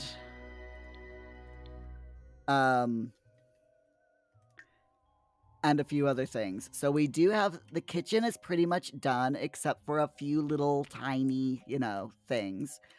The entryway is got the flooring and the walls done, but no decoration. And the same thing goes for the rest of the downstairs. We haven't done up here or the whatchamacallit yet, the servants' quarters yet. But that's okay. So this is going to be the ballroom. So the idea of the ballroom is that people will walk through this way. There'll be like a bar here in this corner.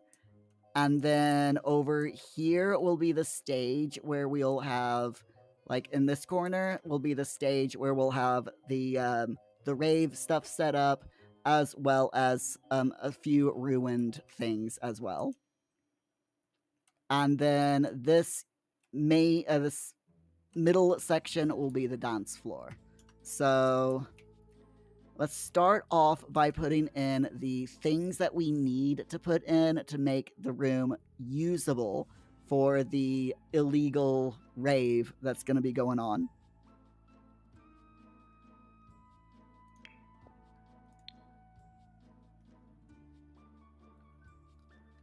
So I know that we want a bar.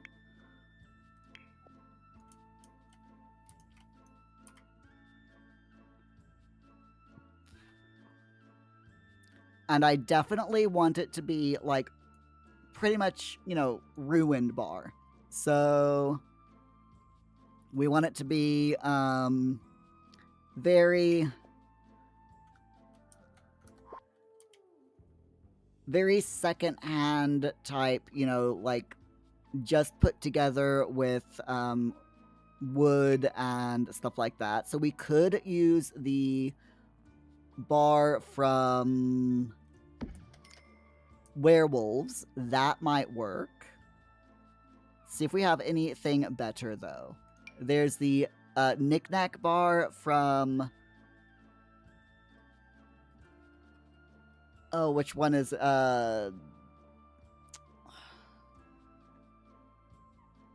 Words. The knick-knack bar from Strangerville. That's it. That might work as well. In fact, you know what? I think the knick-knack bar would probably work a little bit better than that one, just because this does look a bit more put together, slapdashery. But I do want to see, like I said, if there's any other bars here that just, that look old and decrepit.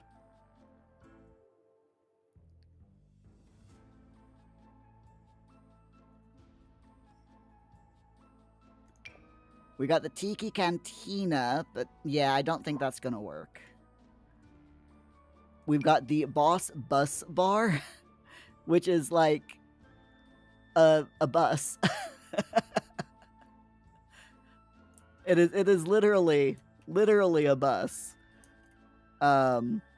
Unfortunately, we don't really have enough space to put it outside, or else I would be really tempted to put it outside with the bar, because that would be freaking hilarious. But yeah, we don't have enough space for that, so that's gonna have to be, you know, a definite no. Although it would be fun. It would be loads of fun. I think that's all of the bars that we've got. Yeah, it is. Okay, so I think we'll go with this. Whoops. With. There we go. I think we'll go with this bar. But let's check the swatches. I think we'll go with that color. Because we definitely need a bar. Because, you know, you gotta have a place to... actually, you know what? A bar... Don't think... Now that I'm thinking about it, I don't think a bar would be the best thing. What would work even better is the...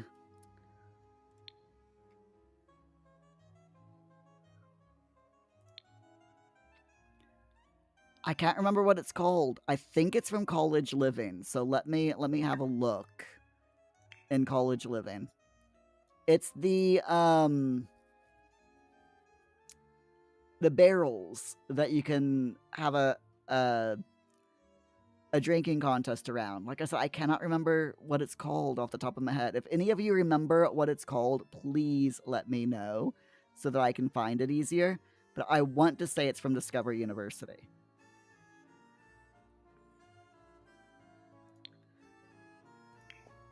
And I want to say...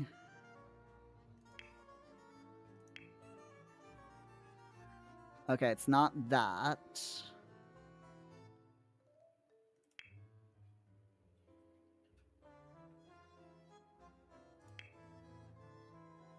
It might be under...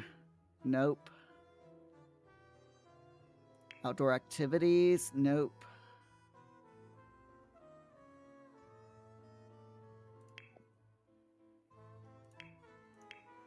Here it is. Yes, I was right. It is Discover University. It's the keg.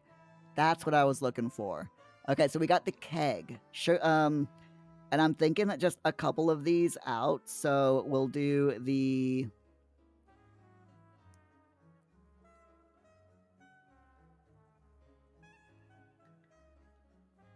We got the golden juice. We got the dragon fruit. The blue raspberry. That's confidence. That's flirty. That is romance. And the pineapple lime juice is something that'll make everyone happy. The supreme golden juice, I think, is one that you can choose what flavor you want, but I think, honestly, I think I'm going to go with the passion fruit juice keg. And we'll just put that there.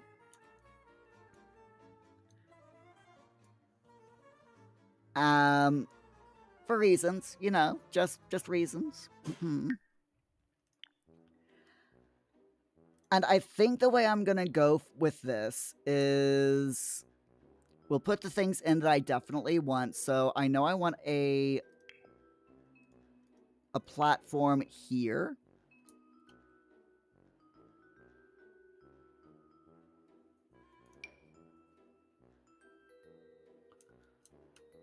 I want a triangular platform, but I want a larger triangular platform. So we'll go with the wall tool, and I'll draw...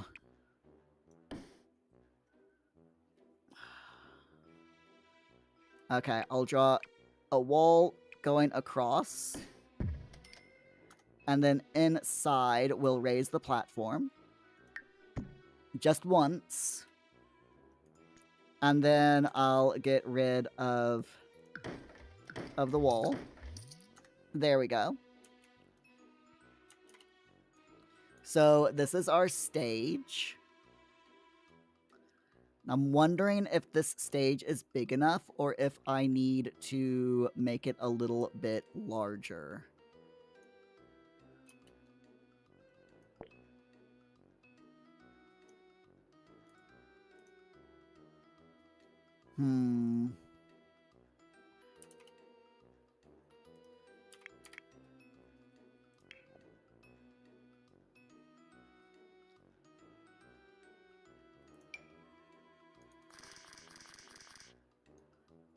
We need to make it larger.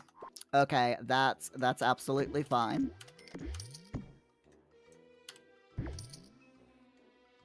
Because I want this one. This is like your collapsible DJ booth, so that, you know, supposedly you can like your Sims can pick it up and you know, take it with them. So because these are like supposed to be like folding tables. So we've got that. So if I now go into the wall again and we make a larger stage. Raise the platform once and then get rid of the walls again. There we go. This should now hopefully be large or long enough to be able to get a sim in here. I might have to cheat a little bit and put it like that. I am going to go into live mode real quick, and I want to see if the guy can get behind the DJ booth. See, this is the thing that about The Sims is if you want it to be usable, then you got to test it. So we're going to test it out. Make sure that he can indeed get over here. Come on, dude. Do your thing. Oh, we got ghosts. We got actual little ghosts. We also have visitors, but it's fine. Okay, now, dude, can you go back there? And can you practice? Oh yeah, there we go. Perfect. Absolutely perfect. Okay. So, all right, you can stop. And I want you to come back over here, please, so that you're out of my way.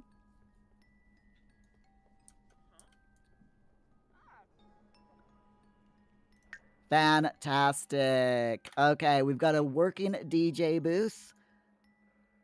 I'm very, very happy with that.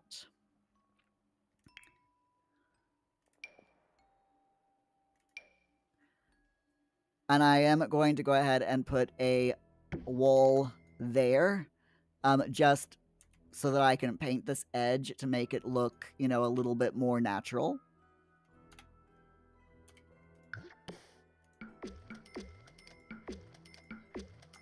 There we go. That makes it match up a little bit better. And then let's change the half wall trim and we'll make it...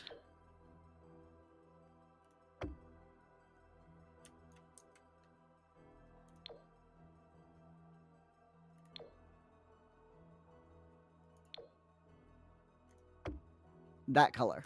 There we go. Just to match a little bit more with the walls. Okay. Or the floor. And now this window is been messed up with the lighting. Can I fix that?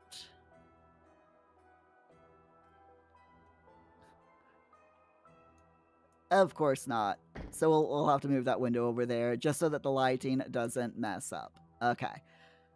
You gotta love The Sims 4 sometimes. Long-suffering sigh. You know.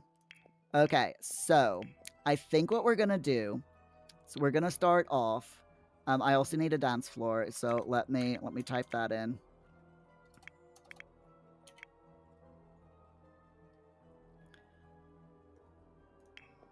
So we've got loads of different dance floors that we can go for. And personally, I'm thinking of just going with your basic minimalist dance floor. And that's just because you can't see it. You know? It's basically an invisible dance floor. Which is great. You know, that's all I want really is something that can't be seen in live mode. So I'm going to put that there, and the idea is that people will come up here and they'll dance in this spot when a DJ is at the table. Which will free up all of this area here, you know, for mingling and other things. So that is fine. Okay. So now that we've done that, this is the rave place. So now what I want to do is I want to go ahead and basically go through this one thing at a time. So we're just going to go through all of the different packs and see what we've got to use. I do want to make sure that I have debug on. Yes, I do. Okay, fantastic. So yeah, I'm just going to go through this one category and one pack at a time just to see what there is that we might be able to use.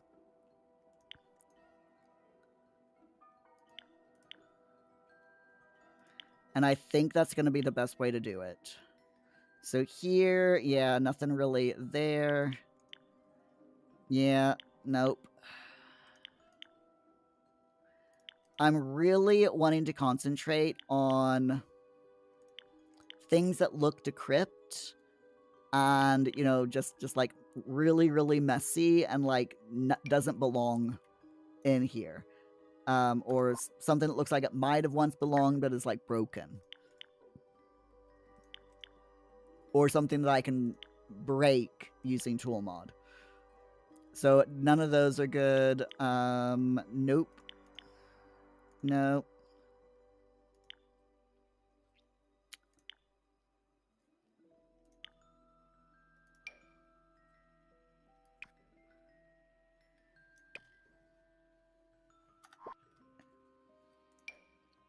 I like the idea of putting the butterfly backless folding chair because these are very much something that people can bring with them. So I'm thinking of adding in a couple of these. Just so that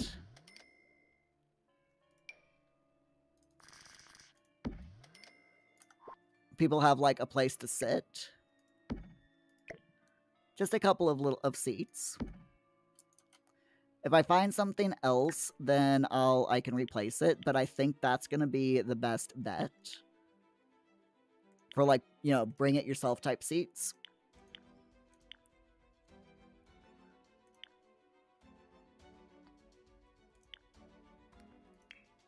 And I've just realized that I had it in miscellaneous instead of show all.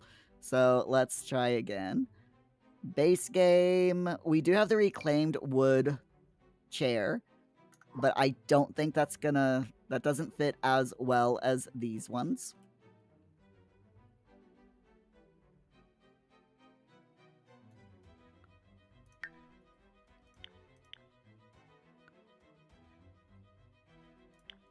Definitely none of that. I am tempted to put... Have I already put a pea bush out here somewhere? The answer is no. No, I have not. So I'm going to put a party bush out here.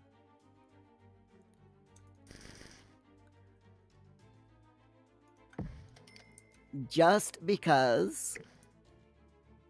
we'll put it right here because there's a nice empty spot here. So I'll put that there. One, because it's a nice woohoo spot. And two, this place isn't gonna have, you know, like a toilet because it's an old manor house. So, you know, they wouldn't have an indoor toilet. So having a pea bush out there where they can, you know, go to the toilet kind of makes sense. Rock, are you crazy or has the chat been empty for the last 20 minutes? Everyone's just chilling and relaxing and shooting some b-ball outside the school, you know?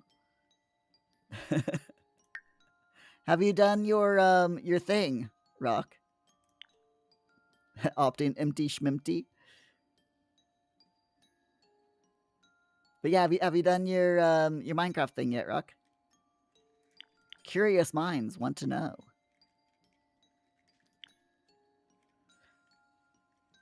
You were taking a nap. Ah, okay. I don't blame you with that. Need to get in the right headspace, right? And sometimes taking a nap is definitely a good thing.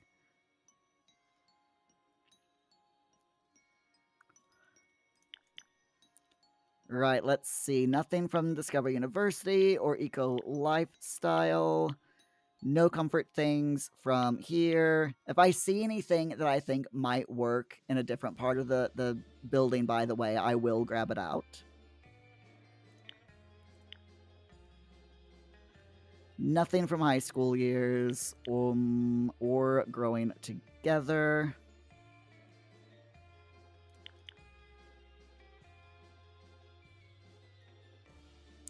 Sleeping bags. Sleeping bags are a definite want to use. So I'm picturing that there will probably be a few people who, you know, there are going to be people who are going to sleep here and there. So I'm just picturing like a couple people maybe sleeping down here. And a few people will probably sleep up here as well.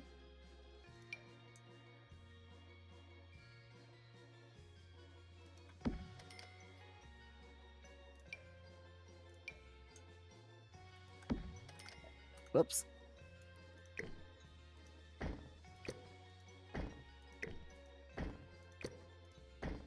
And looking at this upper floor, I'm gonna move these windows just a little bit.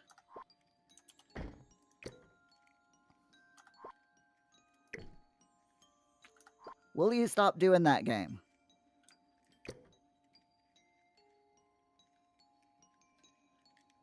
There we go.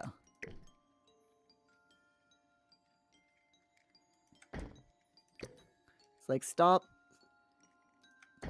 moving things when I've obviously placed them where I want them. But yeah, I don't like that all these windows are exactly on the floor, so I'm just gonna raise them all up one, because otherwise it's going to annoy the living daylights out of me. Stop it. There we go. Okay, that's that fixed. It's not annoying me. And another thing that's annoying me is that these walls are all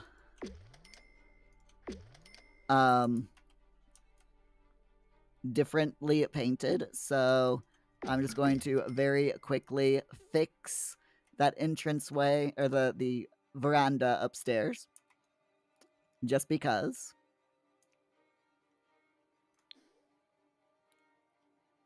Bees, you got in, but Muir, you got in one little fight and your mom got scared. She said that you're moving in with your auntie and uncle in Bel Air.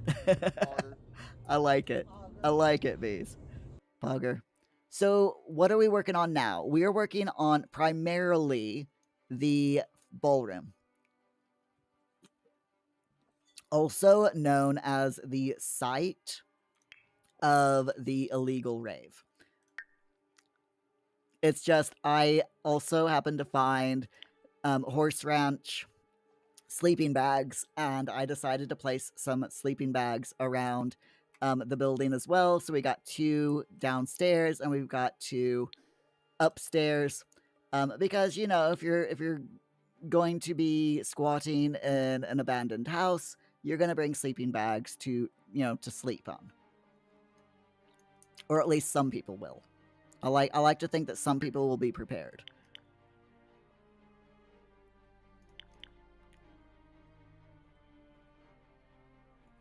Nothing from Lovestruck. I can tell you right now, I will probably not use anything from Lovestruck. No, that's not in Lovestruck. Okay. I was gonna say maybe the heart bed, but no. That's not Lovestruck. That's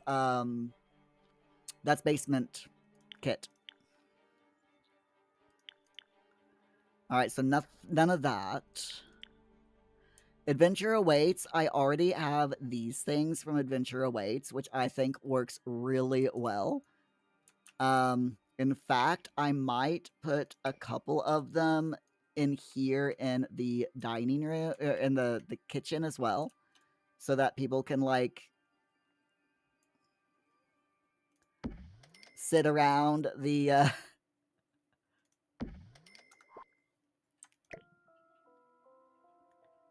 there we go. So people can sit around the fireplace. Just because, you gotta add that little bit of authenticity, right? So where were they? There we are. I don't want any of them to be the same though, if that makes sense. I want them to all be like different. So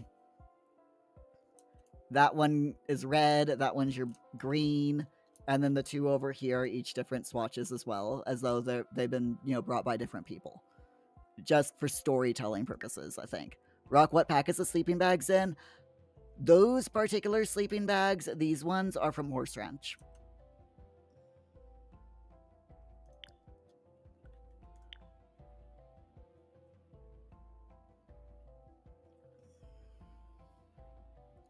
I'm tempted to grab this air cushion double from the, what pack is this? The Outdoor Retreat pack. Grab some of these camping supplies as well. So we've got the air cushion double. And we can, like, put that up here. I really, really like the idea of people bringing their own beds and stuff to sleep in. And this right here will give us another woohoo spot as well. Can you tell I'm going in for lots of woohoo spots? I want to put in like a bunch of woohoo spots just because I think it would be hilarious. And then over here around the fire, we can have these camp chairs.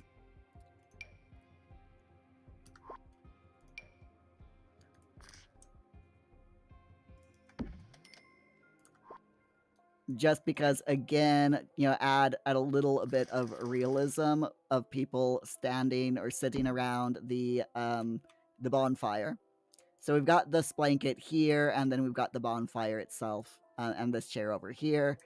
So that will give plenty of spaces for people to sit here and there just around the build. And I'm also going to put in this one here next to the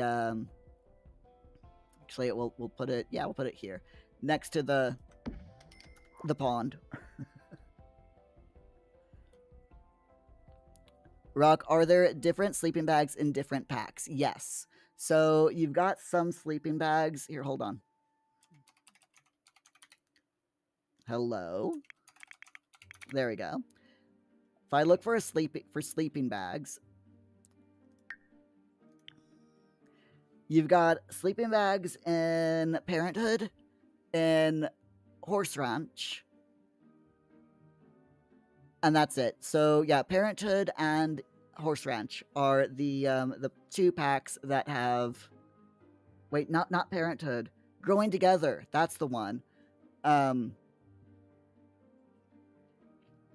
Where is it? Yeah, Growing Together. Growing Together and Horse Ranch have the sleeping bags.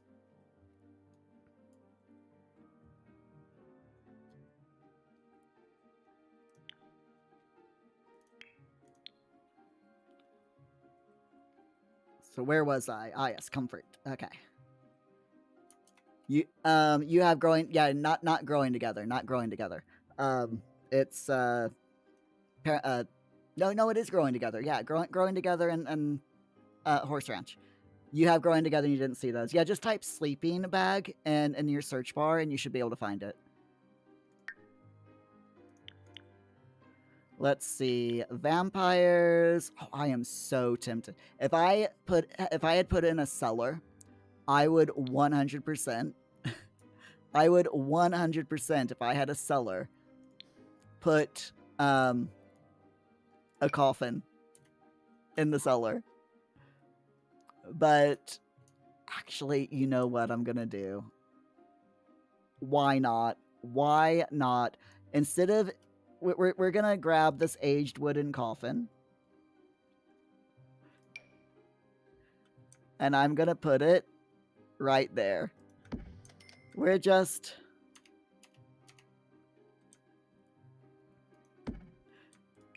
gonna put it right there next to the crypt. You know, because why not? And I'm actually gonna go into the Sims 3 camera and put it at a jaunty little angle. There we go. I don't think Sims will be able to use this because it's pushed right in there, but they might be able to. You know what? Let's find out. Can you please sleep? And no, you cannot. Okay, yeah, he can't use it. Gosh darn it. Let me see if I can move it so that he can use it. Go back to the Sims 4 camera. What if I just put it, like, right there? He should be able to use it if I do that. Bees, I need an nectar cellar. I don't know where to put the stairs, though. That's the problem. Can you please sleep in there, please, dude? I know you don't need to sleep, but can you get inside the coffin? That's all I want to know. There's so much that I could add to this house that, yes, he can. Okay, good. He can reach that. That's fine. I'll just leave him there. Can I do root? No, unfortunately, you can't do root cellar doors in The Sims 4. I am so disappointed with that as well. I would love to be able to have a root cellar. You know, with the proper root cellar doors that you can, or that are in like your Little House on the Prairie, you know, Kansas style door.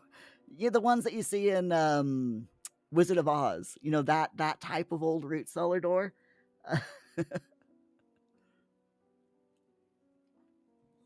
I would absolutely love if we could have that in The Sims. That would be so freaking awesome.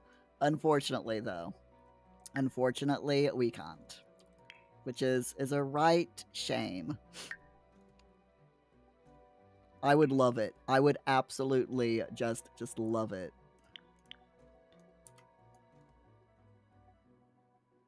But yeah, unfortunately, I don't really have enough room either around the house, you know, outside to put in a sunken floor to add a cellar, or inside for stairs to add a cellar.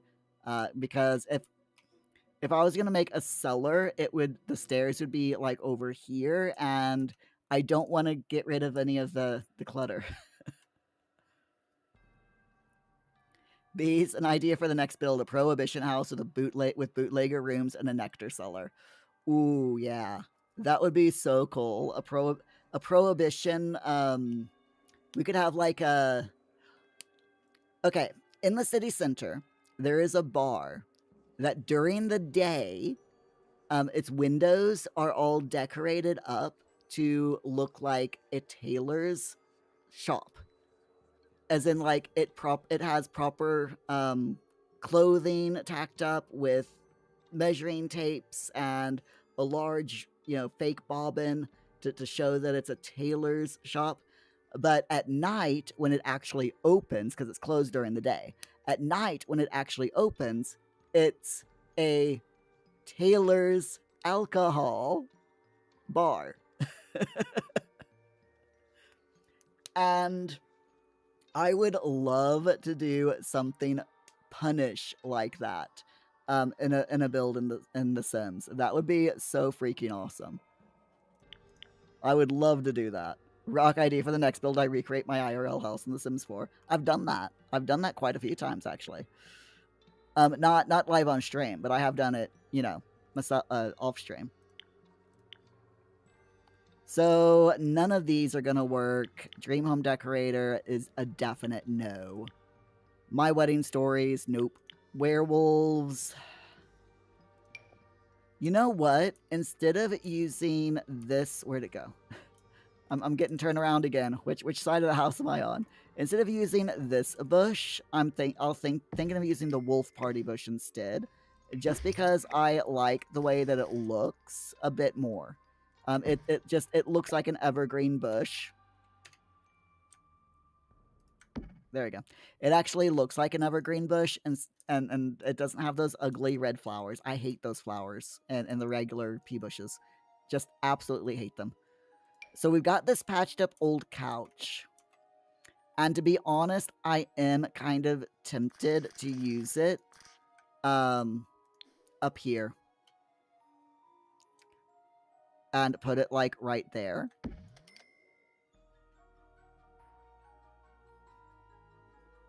Yeah, we can definitely do that. I think that looks the best. I'm still not certain about this, to be honest. I'm not certain about this bit at all.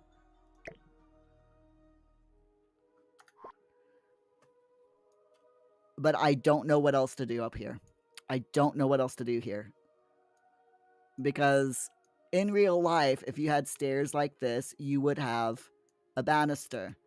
I am tempted maybe to shrink this down by 1.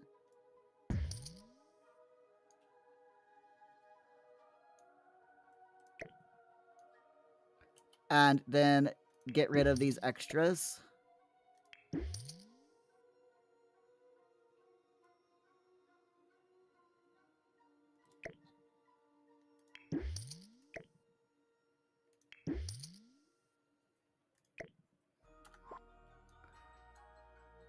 In fact, I think that looks a bit better.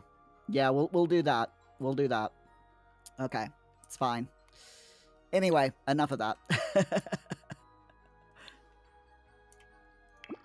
I do want to see what other swatches I can get here. Maybe think we want this to look like it used to be like a really lush sofa. So I'm thinking just the default one. I absolutely love the werewolf stuff because just because you get all of these really awesome old chairs and stuff that, I mean, this one actually would probably work in a build like this. But I just love the idea of, you know, werewolf stuff just has all of these old decrepit, you know, horrible looking chairs that look like they once looked really nice and now are just like completely falling apart, you know, and just are absolutely disgusting. And I absolutely love them. I mean, like this is a bed made from pallets and a kitchen cupboard doors. So it wouldn't go well in this build, but it looks great in other builds. I freaking love it. Ruck, was it ever particularly close, or were there a bunch of stuff that Yeah. Building my real life house in The Sims 4 is really difficult. My current one, or any house really, is really difficult because, for example, there are no L-shaped desks in The Sims 4. There just aren't any. They haven't made any. So if I wanted an L-shaped desk, I would have to get custom content. which I don't like doing because most custom content is alpha and not maxis match. So it just doesn't look right in my opinion. And also the furniture that is in like my living room, for example. If I were to put all of the furniture that's normally in my living room in a room that was roughly the same size in The Sims 4, my Sims would not be able to walk through or use anything in that room. So I either have to, when I make my living room, my real life living room in The Sims 4, I had to make the decision of either getting rid of a lot of the furniture or making the room larger than what it actually is in real life, comparative, to The Sims. So those were basically my choices. Bees, you had a great idea. Build a house based on the board game Clue. There have been people who have done that. And there have actually been people who have done that. There have been people who've taken the board game and just recreated that in The Sims. Then there are people who have taken the mansion from the film and recreated that in The Sims. And then there are people who have actually taken a mixture of the film version of the mansion and the board game version of the mansion, combined the two, and made it usable as a in-game house. And all three versions are seriously just awesome. Hey Numbnuts, how you doing? Glad to see ya.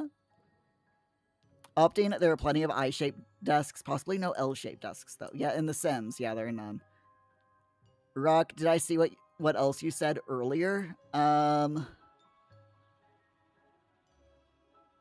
You're curious as to how I got Paul's 2012 model Furbies into the game? What? What Furby? What?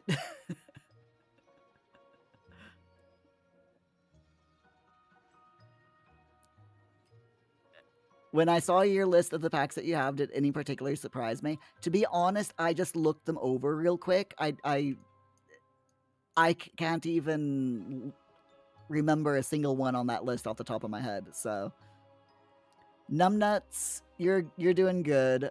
Glad to hear it, and I'm just fine, thank you. We're currently looking through different things in the game for this room. So, going through stuff packs right now. We're making a ballroom for an abandoned haunted house in The Sims 4. And this is going to be the setting of a illegal rave. Yes. And I will get this room done tonight. Okay, we got the spooky stuff. Now, I love the spooky stuff pack. And I am tempted to use this swatch for the chair and sofa. In fact, I think I'm going to use it instead of the werewolf stuff because it's got that drop sheet on it. And I like the idea of the drop sheet more than the ruined old furniture. So I will put that here.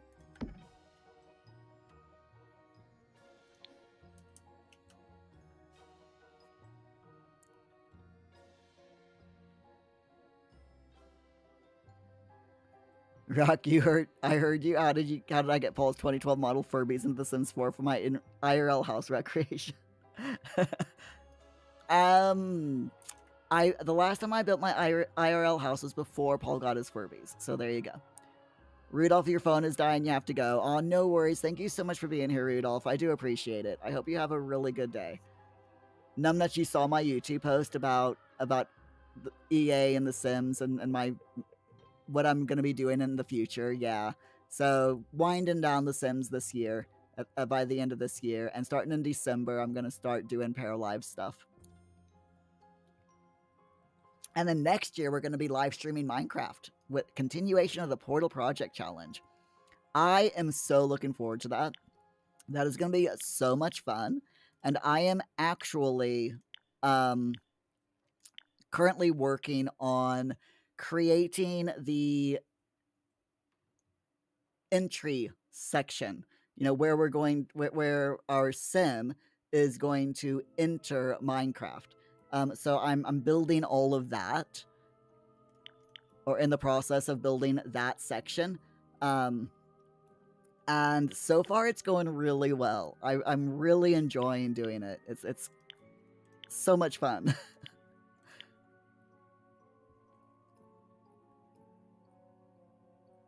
Rock, you guess I gotta do it again and add Furbies. Oh dear. No. There were a lot of things that I just had to leave out, to be honest. There were quite a few things when I make my real life house that I had to just leave out, or like ignore, or put something else in its place. Alright, so let's see. Country kitchen, courtyard oasis, industrial loft, no. Blooming rooms, nope. Decor to the, nope. Little campers, no. That is a no. Pastel pop is a no. Everyday clutter is also a no. Going through the kits very, very quickly, because I know for a fact that most of these kits are going to be completely inappropriate for this build. At least as far as comfort things are concerned.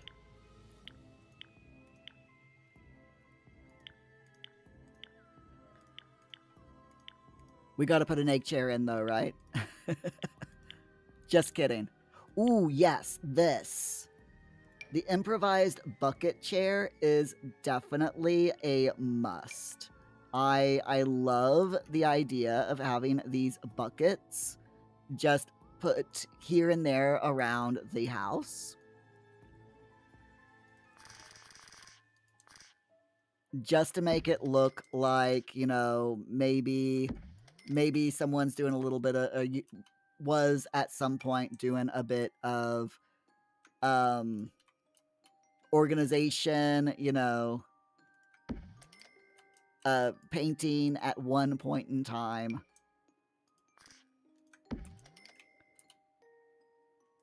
And I'm gonna put a bunch of these just scattered here and there.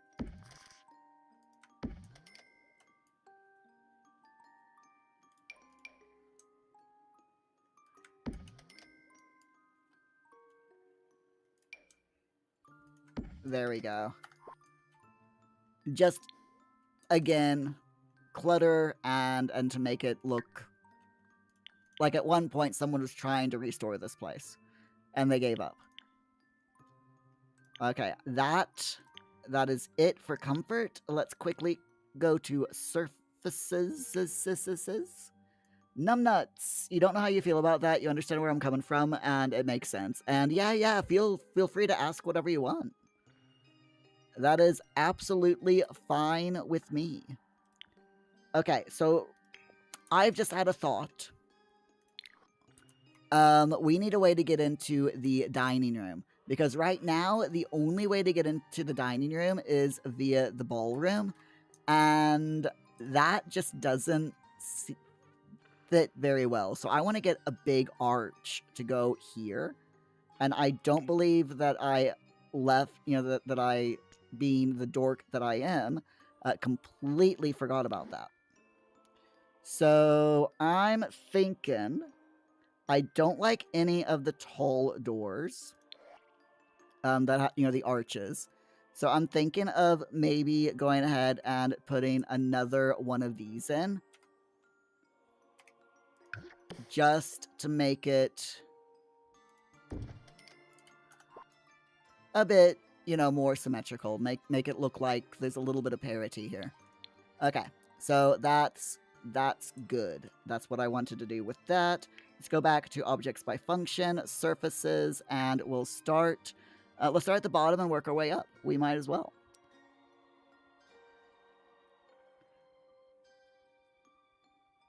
Bees, you as a billionaire getting your house built. No, you idiots. When I said I want a ballroom, I'm in a ballroom. This isn't even circular. Tear it down. I'm in a ball-shaped room that has balls in it. Like a giant ball pit, yeah. I love balls. Big, beautiful balls. I've got big balls. Yes. She's got big balls.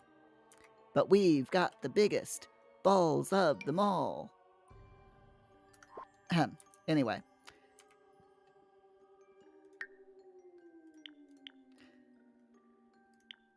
See, nothing from Grange Mudroom. Kitchen clutter. Yes. Not in here, but I do want this vintage scale. And we'll put that there. Definitely vintage scale in the kitchen is a must. What is that? That's a cutting. It's not a good cutting board, though. I mean, it is a good looking cutting board. You know what? I'll put it in. I'll put it there. Okay, that's fine.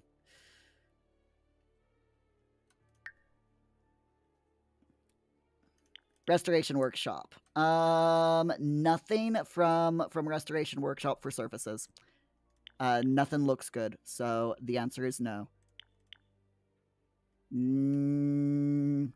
I do like the pedestal from Old Times. That and the old curved sideboard, so the pedestal... I don't think that there's a... No, there isn't. The pedestal would, I think, actually look pretty good. So we'll put 2 of them down. One there and one there. Actually, there we go. Just to make it look like, you know, it's been knocked askew or something. Dead Bees, AC/DC? No, Muir. AD. Muir just says something like that and acts like it's a normal thing to say. What? It is. Is that a carpet in the ballroom? If so, why is it the same texture as the floor? This is a dance floor. It is an invisible dance floor. So in live mode, this outline will not show up, but you can click here in live mode and have your Sims like line dance and everything. So Numbnuts, isn't it just a game, The Sims? Isn't the work that I have done over the X amount of months building my channel on the Sims game primarily, and now boycotting it, not going to damage that? It might do a little bit. So people who are like die-hard Sims fans will probably unsub from the channel. But those who are more life simulation fans, which a lot of people who play The Sims would love to watch people play and would love to play themselves, you know, other life simulation games. But the problem is, at the moment, there are no life simulation games that are like The Sims.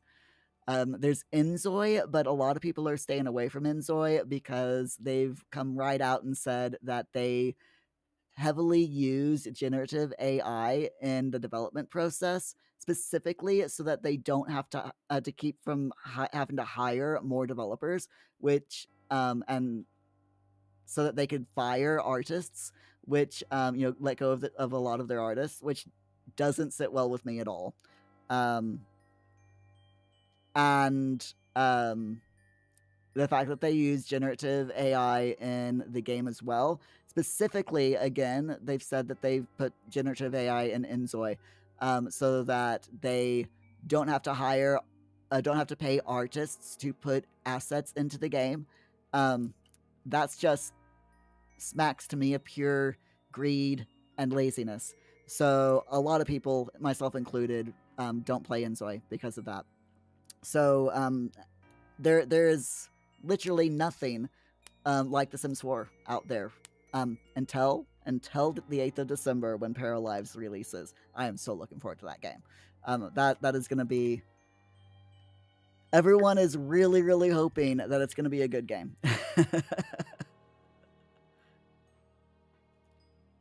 And I am as well, to be honest. Hello, Paul. What's up? You're doing faces. Okay, why are we doing faces? You're doing a Furby face. It is very silly, yes, mate.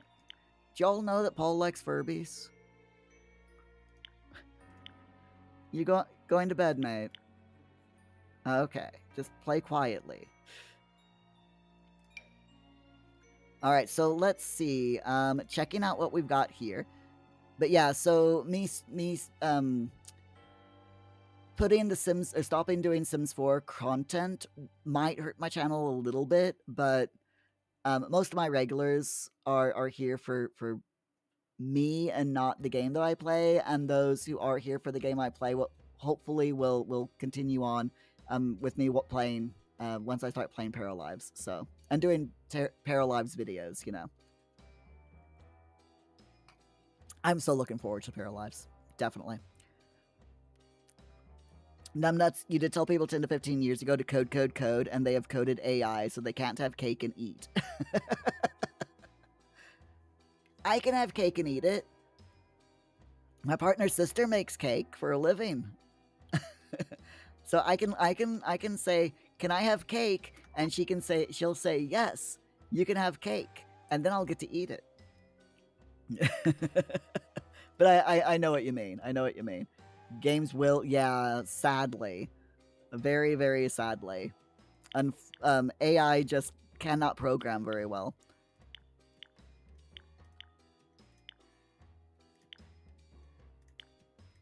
Okay, so basement treasures. Yes, the unmatched chairs are a definite need.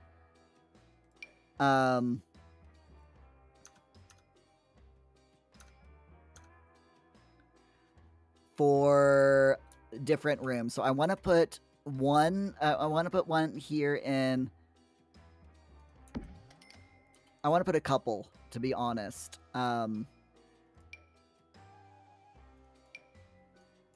In here. I'm not sure where I'm going to put them, so I'm just going to put them, put a couple there. The coffee table, I will also put up. I just love all of these disgusting, disgustingly gross things. We'll do that one again. I'm gonna be moving these things around. The TV, I think we'll leave that. We won't bother with the TV because I do want to try to keep this like as old as possible. So, nuts, you know what I did know what you meant. Yes. You think you came across me when I was on Twitch doing marbles? Oh my god, that was so freaking long ago. Marbles wasn't the first thing that I did on Twitch, but it's obviously hasn't been the last either. Let's see, what do we have here? Industrial loft, yeah. No. Busted dust, no, no, nope.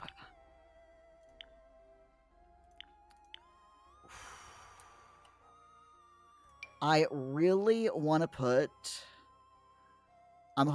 Is there a yucky swatch on this? No, they're all really new. Gosh darn it. It's like, I would really love to put in some of these things in the build, but they're just all too nice looking. I mean, they all fit like the right time frame that I'm going for, but they're all just way too nice. So unfortunately, I'm gonna have to say no to those. It's like, come on, Sims. Come on. Come on, Maxis. Give us more spoopy stuff, you know? I like my spoopy stuff. The horrible, disgusting, worn out furniture that's got water stains and wear and tear on them. You know, the broken things. Give me all the broken things, please.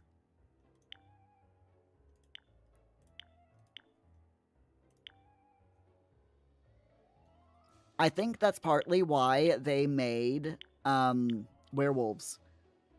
So that everyone could have, you know, the really spooky things. Or, you know, the worn out stuff. Okay, so I'm thinking that we could put this round table there. Because usually, you know, in your old houses, you get all sorts of furniture that's like got all of this, you know, covers and all that wonderful stuff just all over the place. Actually, that would probably go better here. So I'll put that there. So I just love all of this stuff, you know? All of the stuff that looks like it's been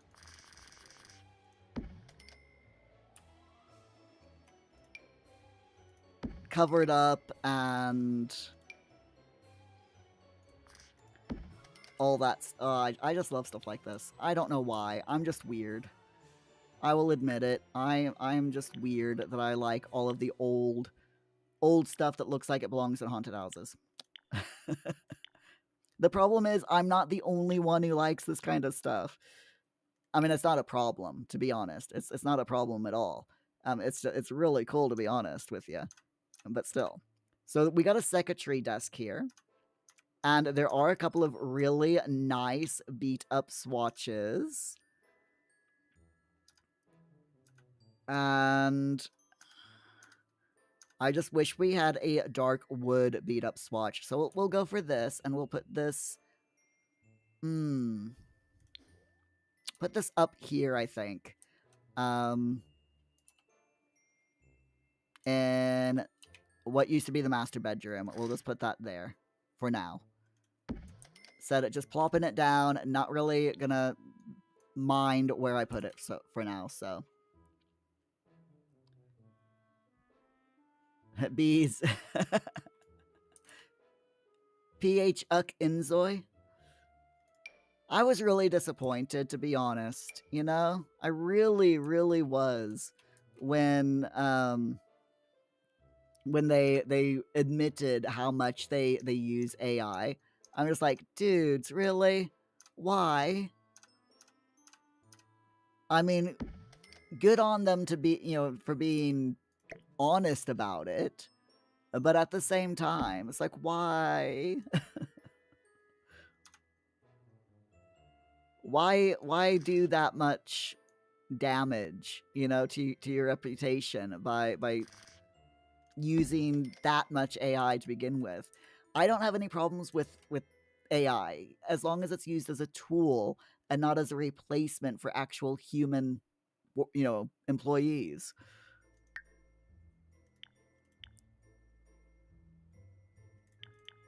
I mean, heck, I've used AI several times, and I use it regularly to like check my grammar and spelling in my YouTube scripts. Or if I'm having problems with a specific sentence and, you know, like can't figure out what exactly I'm trying to say. I know what I want to say, but the way that I say it is like so convoluted. I just take that sentence and the couple sentences before and a couple sentences after, and I say, right, this particular sentence that I've put in all caps or in parentheses, please rephrase it to make it sound less like I'm a madman, you know? And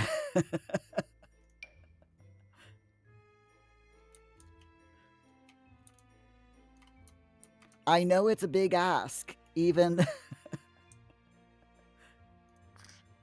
I like the idea of those crates being there, in amongst the glowy, spooky thing. So I'm gonna put that there. By the way, this is Bat 2. This is the Bat 2 pack, and some of this stuff is seriously just so awesome to use.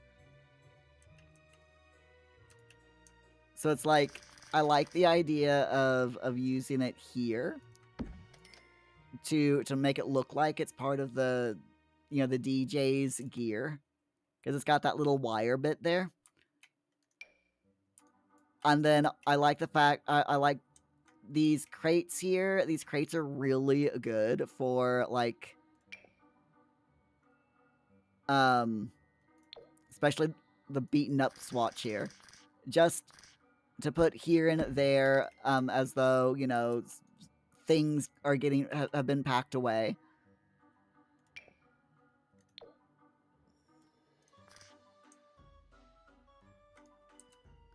Again, I'm not really gonna bother exactly where I put these. I just know that I want a few different things here and there throughout the build. So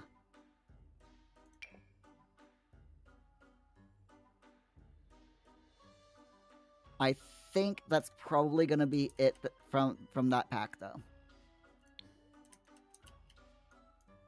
That 2 is really good for clutter, by the way. Journey to Bit 2 might not be a fantastic piece of DLC, but the build mode stuff in it is I absolutely love. Absolutely love the build stuff. Bees. Hello, Muir. I'm John Investor, CEO of Corporate Corruption. I heard you don't like my sweet baby AI. I want to assure you we've fired all the employees, so you have to like the AI, because no one else is here. What do you mean we're bankrupt? No, it's more along the lines of, also, just, I'm also AI.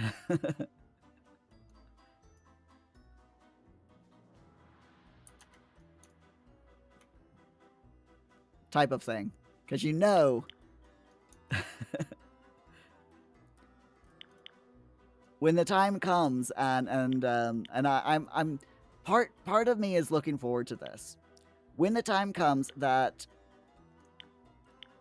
or if I should say, if corporations ever decide to fire the HR department and replace people in HR with AI. I'm looking forward to the AI HR department firing all of the upper management CEOs in the company and replacing them with AI. Just because that's like Schadenfreude, you know?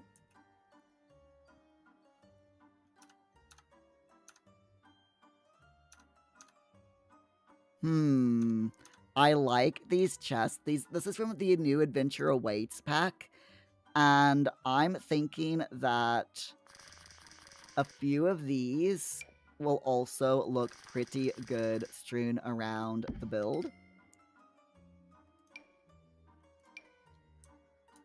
Again, just to make it look like, you know, the place is being packed away.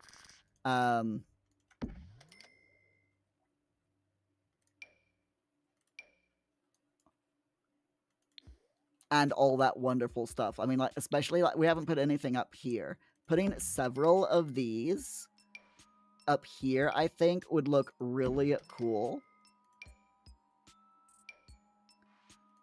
Like, if I put them in a stack, that would look really, really neat. So we'll keep that aside for later on.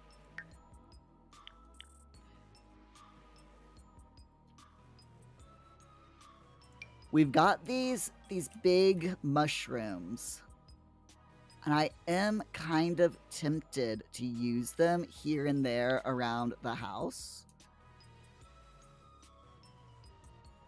Just to make it look like there's mushrooms growing here and there, you know?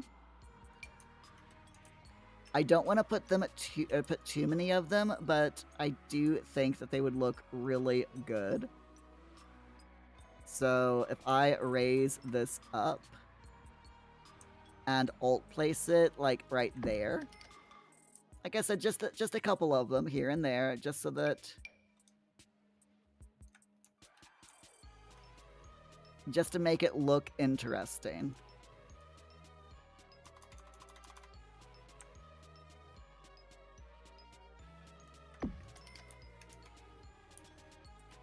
like I did with these. I think that's gonna be good. And then maybe a couple in here as well. We'll do the fly agaric mushrooms.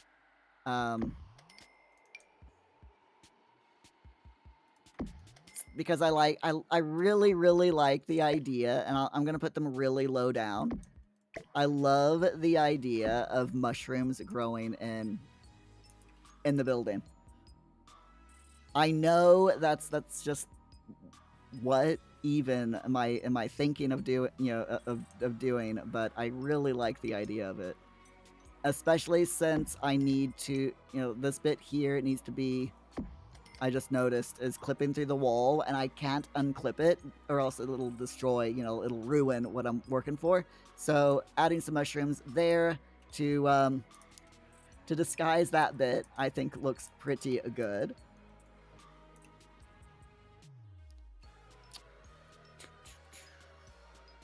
See what else we've got going on here. I've got the hiccups. I am so sorry. Numbnuts, how do we know that I'm not AI? Simply put, because I don't talk with M-dashes. Yes.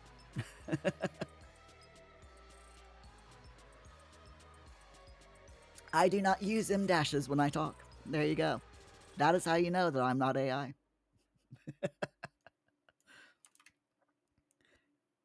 Bees, in just 6 years, we went through crypto, NFT, AI. You dread what's next.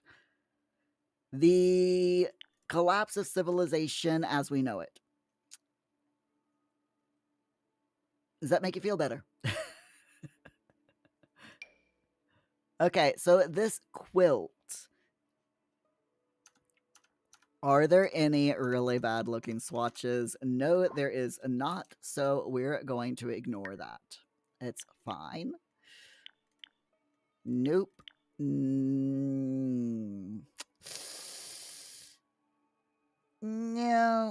we'll leave that. Growing in high school years, yeah. Maybe get famous. No, not get famous. Okay, never mind. Cats and dogs? Nope. Nope, nothing good in cats and dogs. Maybe city living. There is this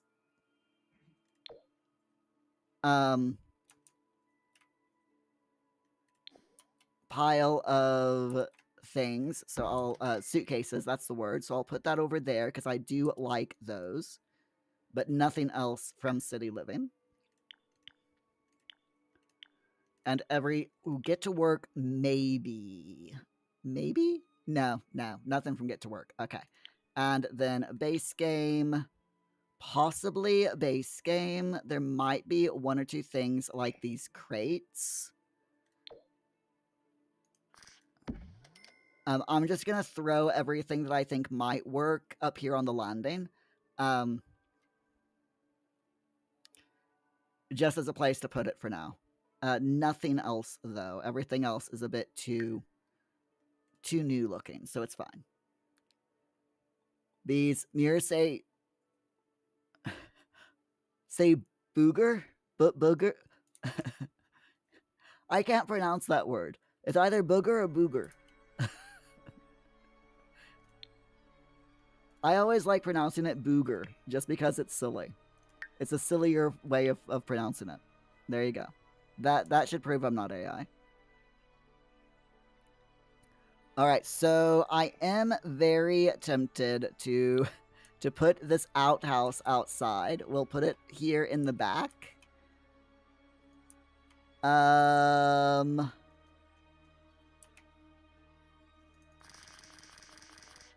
Maybe. Hold on, let me grab the Sims 3 camera.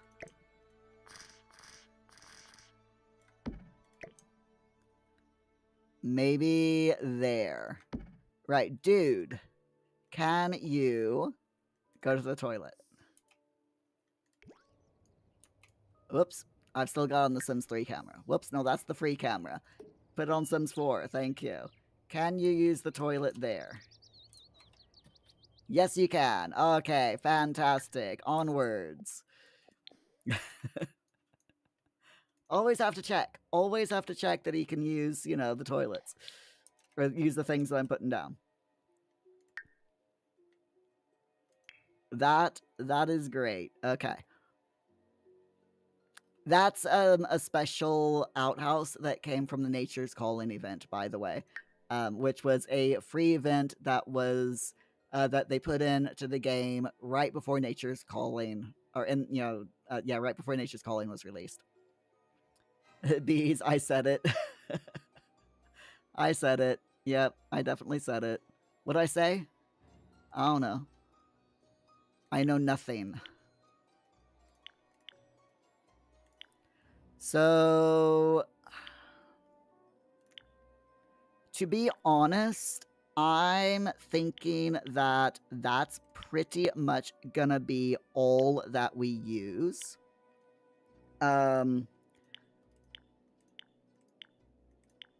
I am gonna put a shower in, but just you know, to make this a usable house, you know. So I'm gonna grab the Enchanted by Nature shower, which is the crystalline waterfall shower. And the only reason that I'm using this is, like I said, because I want this place to be usable by your Sims. So I'm going to put this right here up against the wall next to the kitchen. This way, if any of you decide to, when I'm finished with this build, if you decide to use the lot, you're now going to be able to at least use it as, you know, as a working house. Because we've got everything that you need on this house now for it to be usable. You've got a sink, you know, an indoor sink. We've got a way to cook. You've got sleeping, places to sleep. There's a toilet and there's a shower. So that is all that matters, really, and it just makes the entire house usable for gameplay purposes. So as far as anything else, I don't think that there's anything, any other plumbing things that we can use in here that will make this build look better. So I am going to go ahead and ignore. Yeah, I'm going to go ahead and not put any other plumbing or anything in. So we'll move on to activities and skills. Bees, you made an emote of your licky bee. Oh my god, that is cute. I like it. That is adorable. It really is. All right, so we're not gonna put any holiday stuff or nope. Nope. I am going to put in.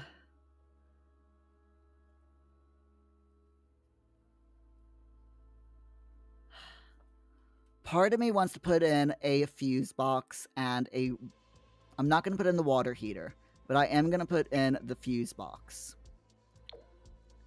Again, just because I like the idea of there being electricals, you know, in the house. Maybe like someone had just started to wire up the house for electricity.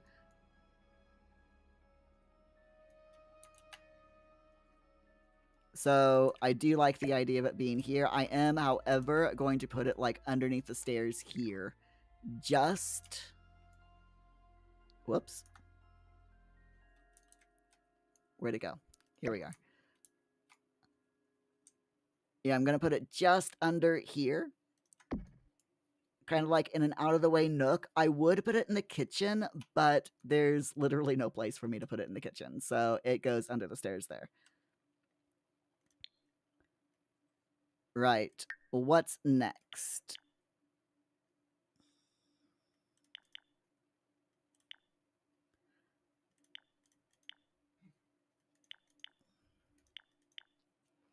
This is all activities and skills stuff, and to be honest, I don't think I'm going to find a lot of stuff to use in this build. As far as activities, I might use this rolling easel and like put it upstairs. Maybe up here it would look good. So I'll put that up there for now.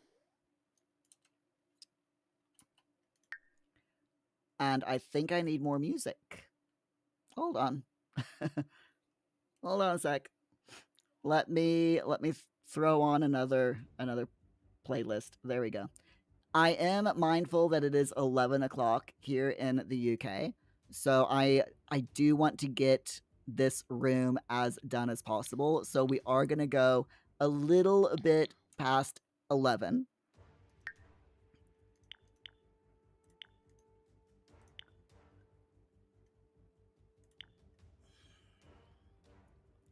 Party essentials. We definitely want party essentials for the rave.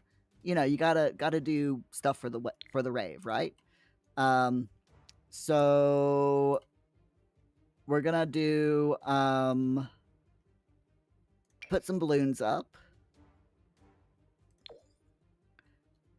And again, this is a Halloween rave.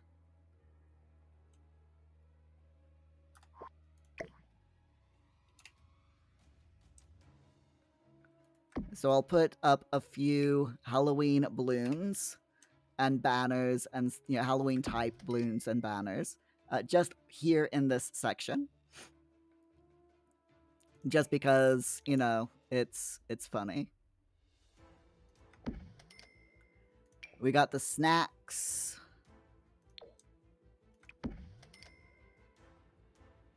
And the luminescent ribbons as well.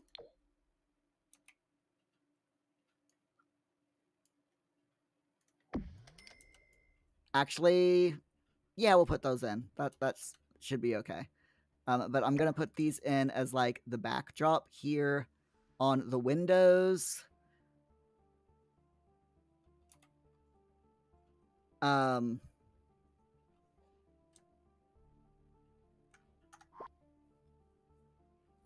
Okay, I had thought about doing that, but they clip into the windows, so I don't want to do that.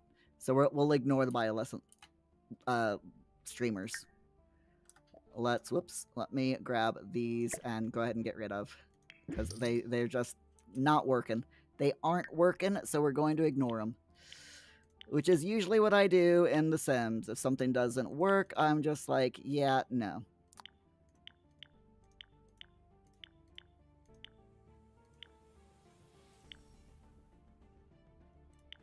You notice that like 90% of activities, it's not 90%, but it's a lot of activities, is bars. I find that hilarious that in almost every pack, there seems to be a bar.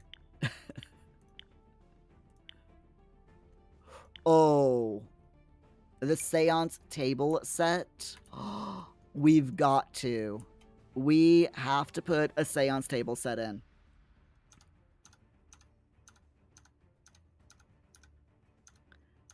And I know that none of these are bad looking. So what I'm going to do is I'm going to put that there. I'm going to grab this table and I'm going to like move it over here for now. But I love the idea of a midnight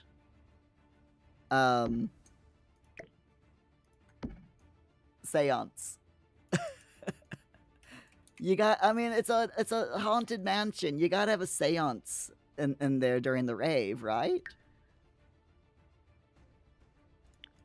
Can you say that you have been, or that you have spent the night in a haunted mansion if you don't have a seance? I think not.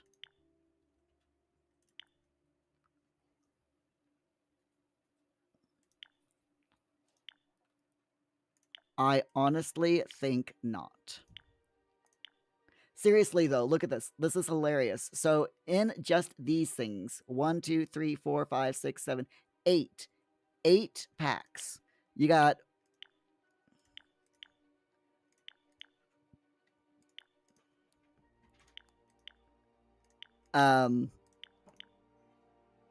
two out of these 8 packs have a bar in them.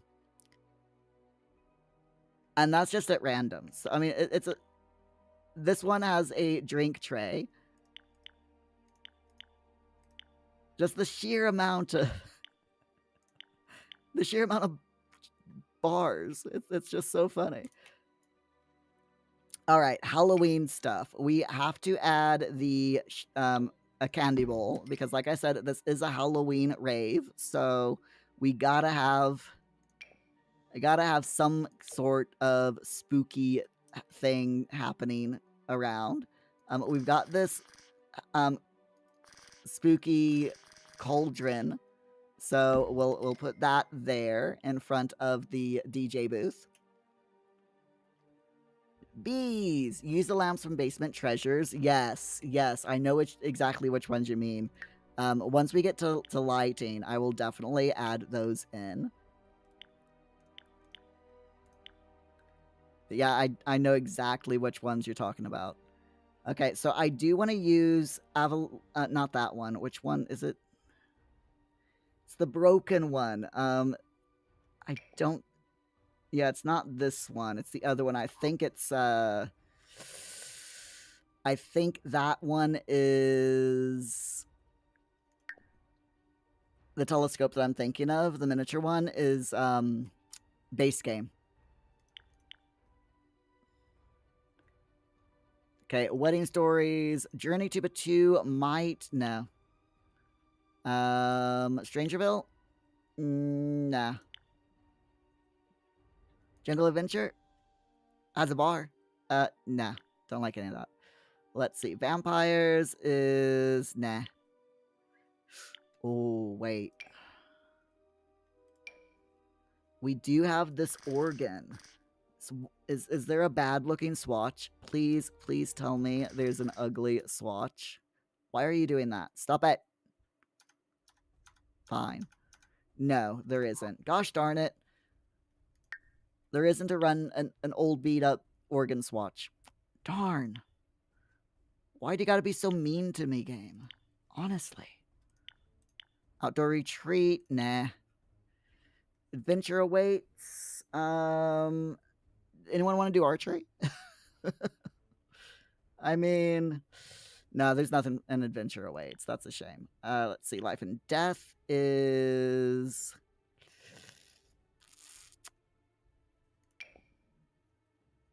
No, all of those are brand new swatches. I want to stay away from brand new looking swatches. So yeah, nothing in there. That's good. That will work anyway. For rent is no. Eco lifestyle? No.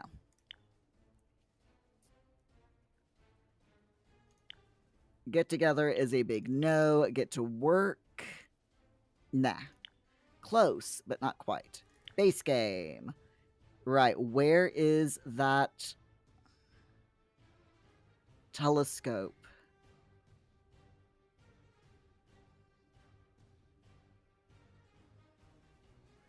I want to say it's base game. Please tell me I'm not imagining it being base game. I swear that there was a telescope that looked like this, but it was broken. And I swear it was werewolves, but I didn't see it. It's fine. It's fine. If I see it, I'll put it in later. Okay, decorations. This is going to be the big one. So going through base game.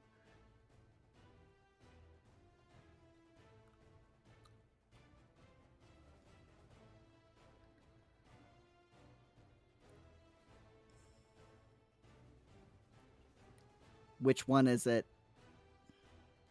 There are specific Okay, one, we have to add the tragic clown.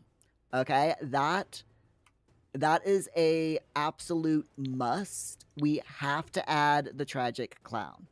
And that's because with the tragic clown, if you have your sim look at it, it brings the tragic clown around. It's kind of like a haunted item, but it actually spawns the tragic clown in your build, around your lot.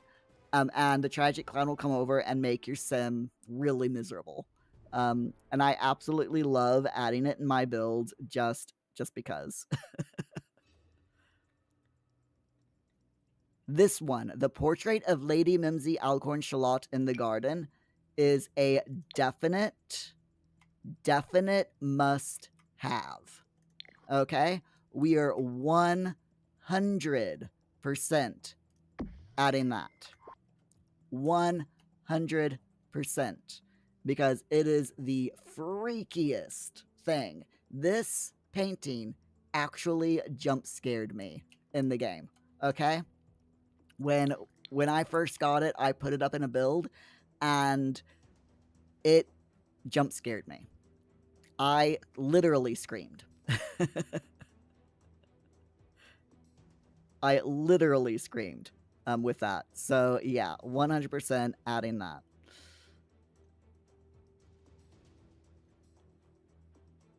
So going through all of this debug, just looking at a glance to see if there's anything here that might, be nice to use. Things that are suitable for an old abandoned house.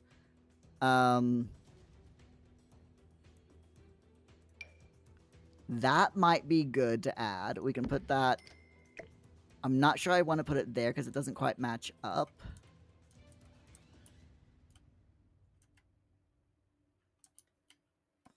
But for now, I'll put it there.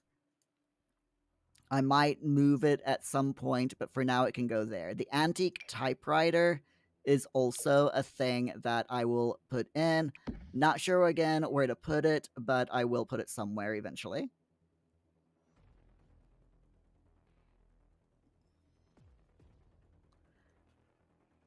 So I love adding things that are like old, you know? You can't have enough old in The Sims. Tempted with the retro table phone, but you know what? I'm gonna put it in. I'm gonna put it in just for now. We can always take it out later, but yes. I like having old things in the game.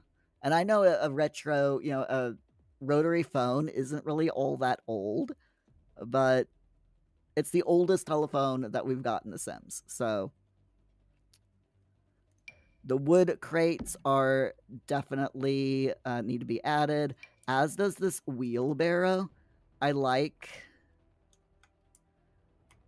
the idea of having a wheelbarrow just like over somewhere. Outside, of course, not inside. We've got some old pipes. Which, if I shrink down and alt place carefully, might look good there behind the sink.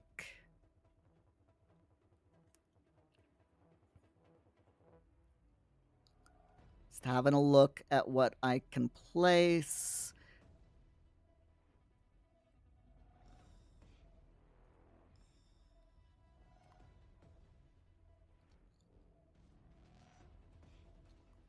We've got these room dividers, but none of them are like ripped or anything. I would love to have one that's all ripped. Yeah, none of those are gonna work. The Royal Crabtree tea set. Nah.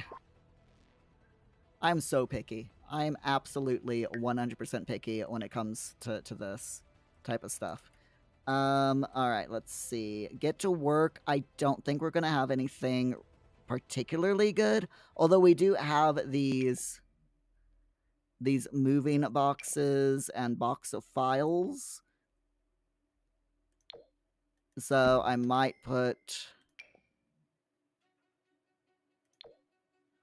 grab those.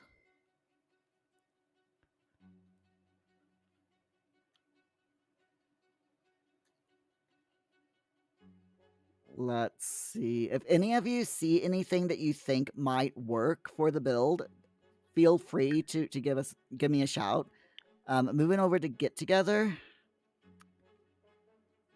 We do have all of these Lady Mimsy portraits, and that is Lady Mimsy there. So I am tempted to go ahead and put in a few more of Lady Mimsy portraits here and there. So we can put another one there. I do have to lift these up enough so that people can, or Sims can still use the stairs.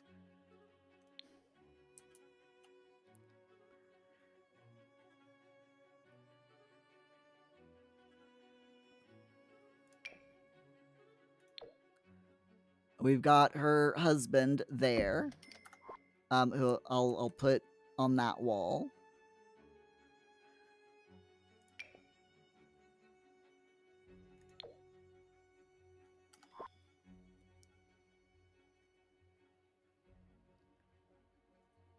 See if there's anything else that I can from this pack.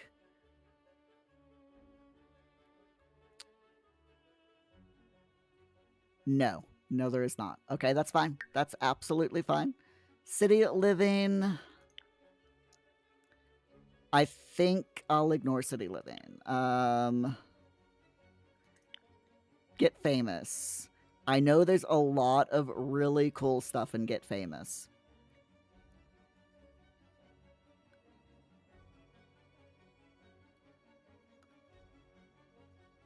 And some of it might actually work for what we need. Although I do need to cheat my Sims money. So give me a second.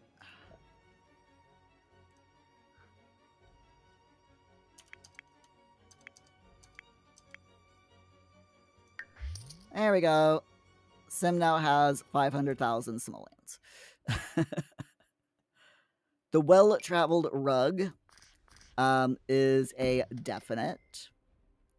And it fits perfectly up here on the landing as well. So we'll put that up there.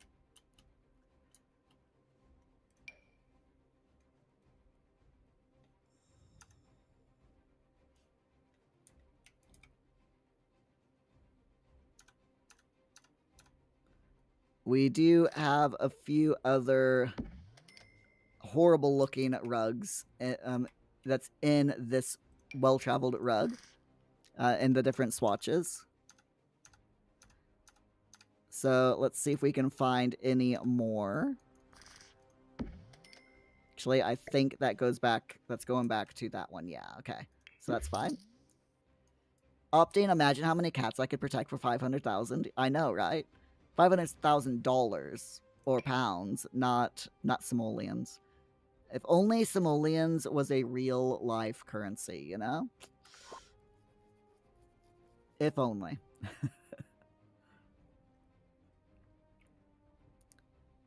See, is there anything else from Get Famous that I can use? There's some really good stuff from Get Famous that that looks really good in builds. I mean, like, look at this. A ruined house exterior set. How cool is that? I've seen people who have made builds in The Sims and used, like, this exterior set and put it, like, up against their real life, you know, their builds in The Sims to give that facade.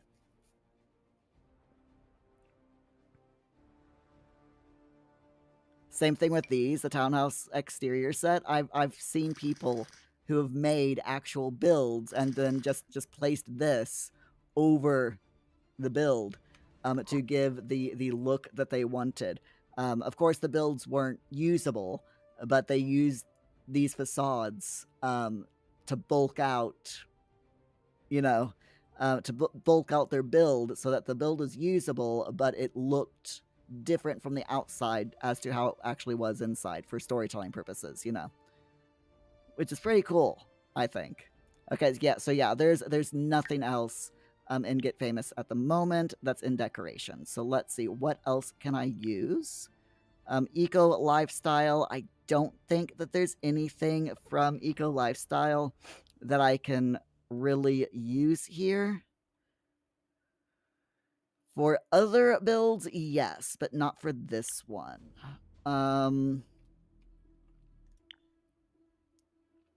Don't think there's going to be anything in Horse Ranch because that's more ranchy than anything. I mean, look at these. Look at that. How cool is that? These wall ruins. I freaking love them.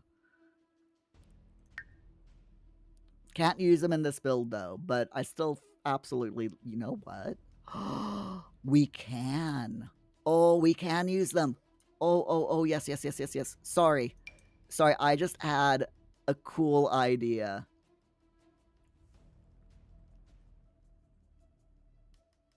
Oh, I could so use this.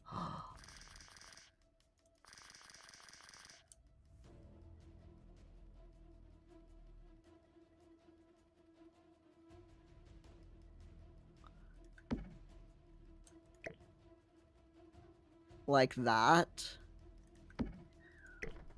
Whoops. And then embiggen the arch. Not that big. Okay, so that actually won't work. I can't... If you embiggen the arch, it doesn't embiggen the hole.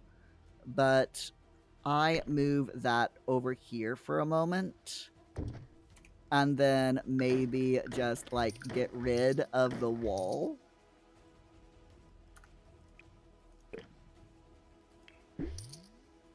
Oh, yeah. That looks pretty good, I think. I really like that. Make the wall look all ruined and such. So if I just do it like that, yeah, so that it slightly clips into the other room. Oh yeah. Yeah. I like that. We could do that to a few indoor spaces. So like this, if I flip this over and like put it there,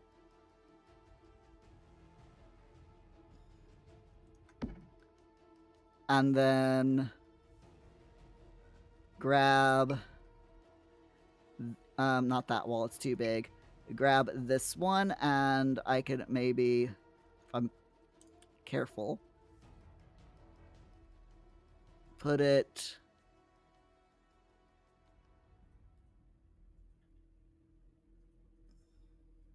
there.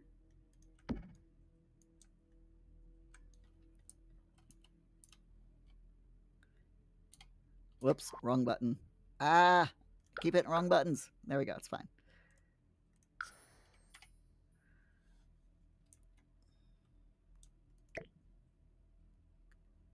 So move it over to like there. Nice. And then I can get rid of this because I didn't really like these arches to begin with. But now I can get rid of these interior walls and make it look like it's a lot more ruined. And then like shrink down these portraits as well. Just so makes it look a little bit better. There we go.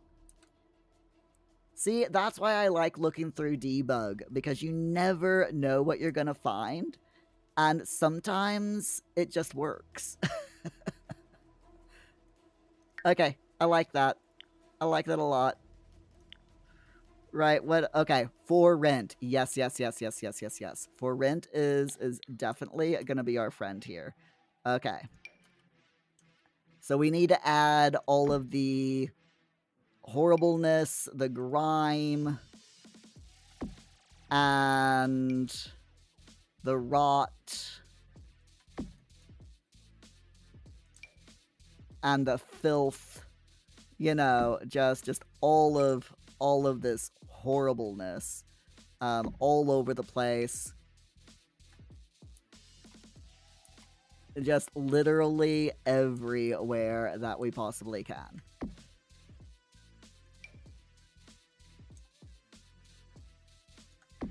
This is where the extreme grody-ness is gonna go. And why did that do that? Where did all the gross stuff come or go? There we go. Okay.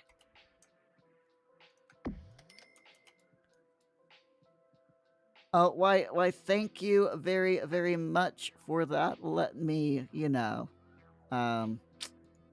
do that. There we are. That's a band account. I love Fossabot. The fact that Fossabot does that. It's just, you know, so good. Right, there we go. We've got a lot of grody-ness going on here. Gotta add all the gross stuff, right? Am I right or am I right? I think I'm right.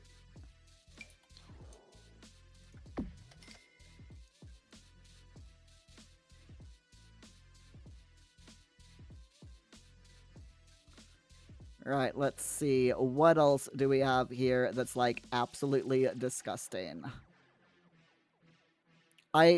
The for rent pack, if you want to make something gross, you know, like a gross build with all sorts of disgusting marks and stuff on the walls, get for rent. Just do it quickly before the sale goes through, you know.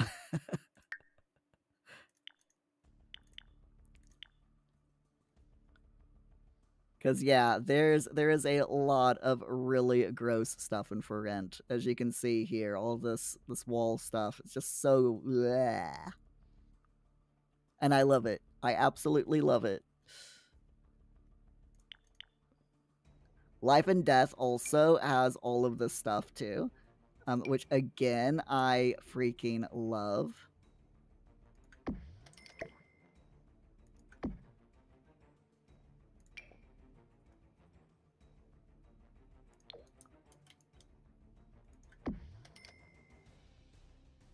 And this is 100%. I'm gonna go absolutely crazy with everything in this room. And just put loads of these holes and all this wonderful stuff just literally all over these walls.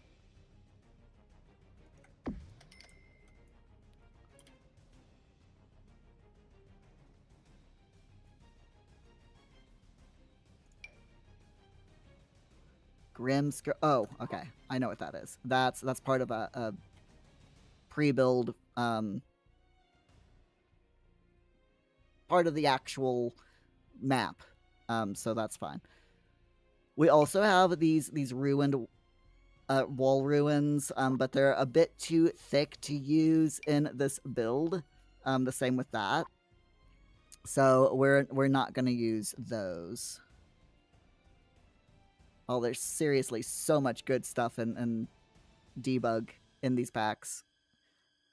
I could literally spend all day just going through all of the debug in all of the different packs in The Sims because, yeah, you never know what you're gonna find. Like these, for example, Light Magic Spawner. Now I'm gonna place that. Where should I put it? I'm gonna place it here.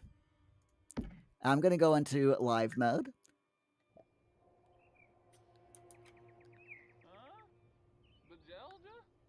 And you see there on the floor, there's this cool light going on there in the greenery.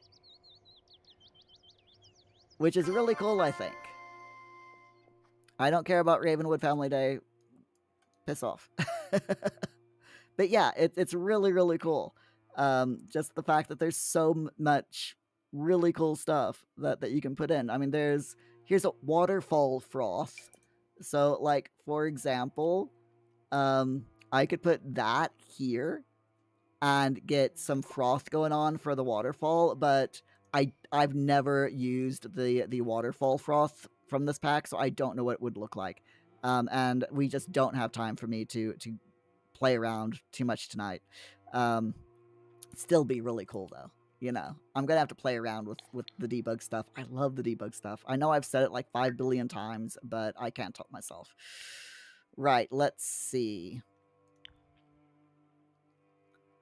Other things that we can use. Oh yeah, we got all of this really cool stuff as well from vampires. So we got your cobwebs that we can use in here. Corner cobwebs, which of course I'm going to put in. Cobweb connection. Whoops, that doesn't go there. That actually goes there. Floor cobweb. Then we got all of the wall holes and such.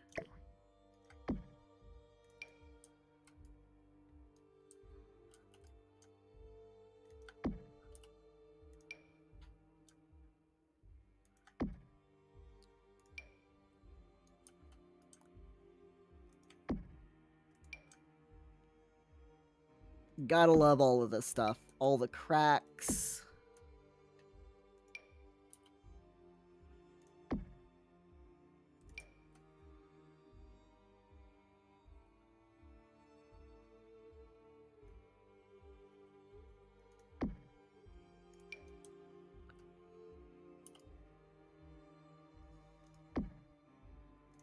It all just makes the entire place just look bad.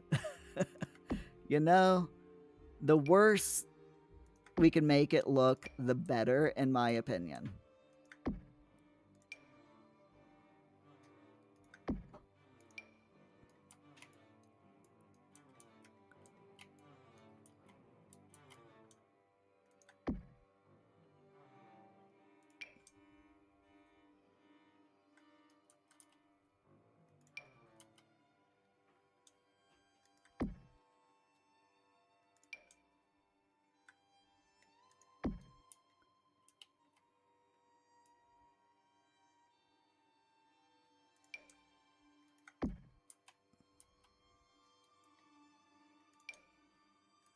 There we go.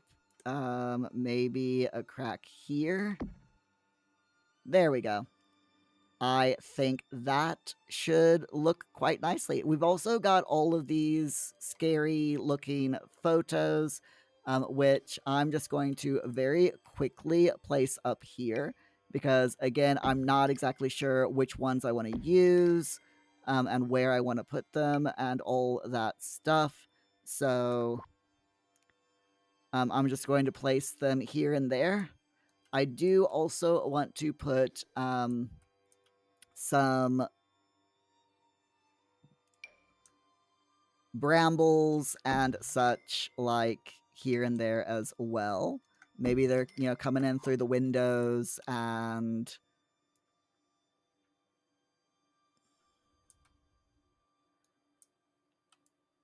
all that wonderful stuff.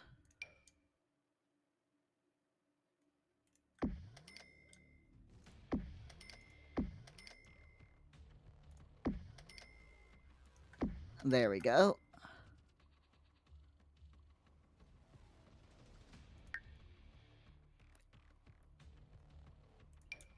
We have some candles as well.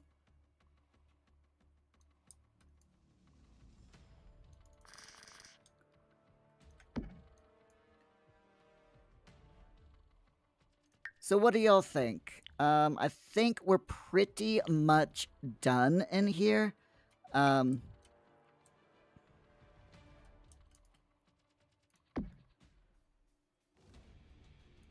You know, if I can add a few more cracks and such, I will do.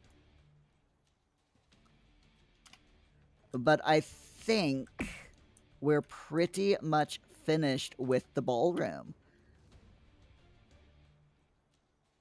I would like to put down some floor cracks if I can find them. But I, off the top of my head, cannot remember where... We do have these horrible looking spludges.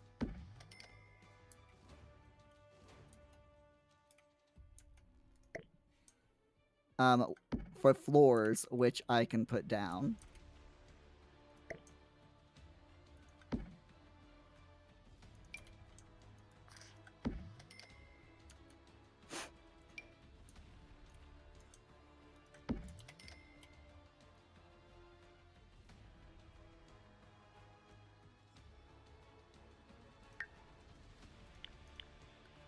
And I know there's flooring that, you know, cracks and holes. But I cannot remember where it is.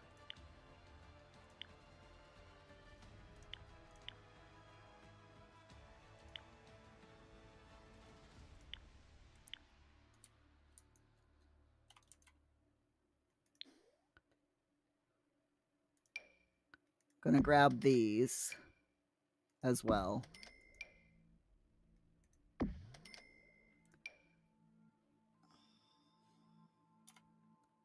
Yeah, and I want to grab those curtains, put them in at some point.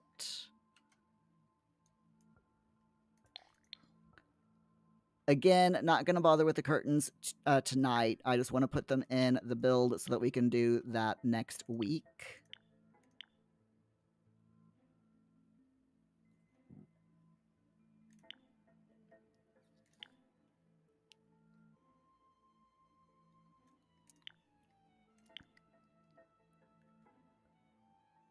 Looking for basement treasures. Aha!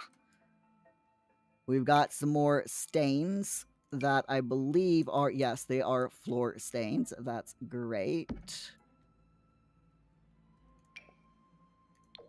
I definitely want to add a bunch of floor stains here and there.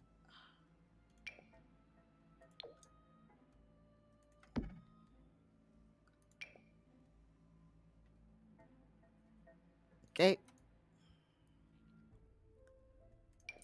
The disassembled heart bed, definitely want to put in this build, as well as these boxes and that mirror. Love the basement kit, by the way. The basement kit is so good. Castle Estate, new. Artist Studio is a definite thing to do. Mainly this rug here, the accidental paint splatters rug. Love putting that in here and there throughout a build. We also have the Studio Drape backdrop, which don't think it'll look good in this build, but you can use these as like window coverings in smaller builds that have smaller windows. They work really great for doing that.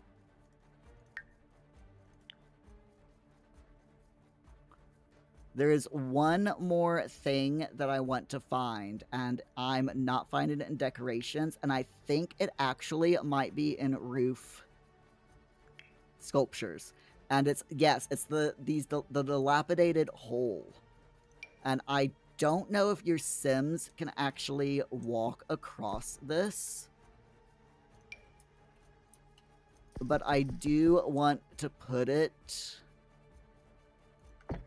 here and there in this room. I want to put like at least twice. So once over in that corner and maybe just there underneath these crates a little bit. I want to place them so that they're not in the way, just in case your Sims can't walk over them. But I think we've done it. Optane! I've been on so long, you have to head to town. No worries. You have a good night, Optane. Bees, you're gonna mess up my day. Look up a photo of H.P. Lovecraft and then look up Mark Zuckerberg. They look alike. Oh my god, that is so. That just sounds freaky. Okay, so here we go. Here is our. We haven't put up lighting yet. We're not gonna have time to put the lighting in here, but when we finish the build, remind me, and I will put lighting up. So but for now, this is what we've got going on in here. Oh my god, did it? What? I'm sorry. Okay, that scared me.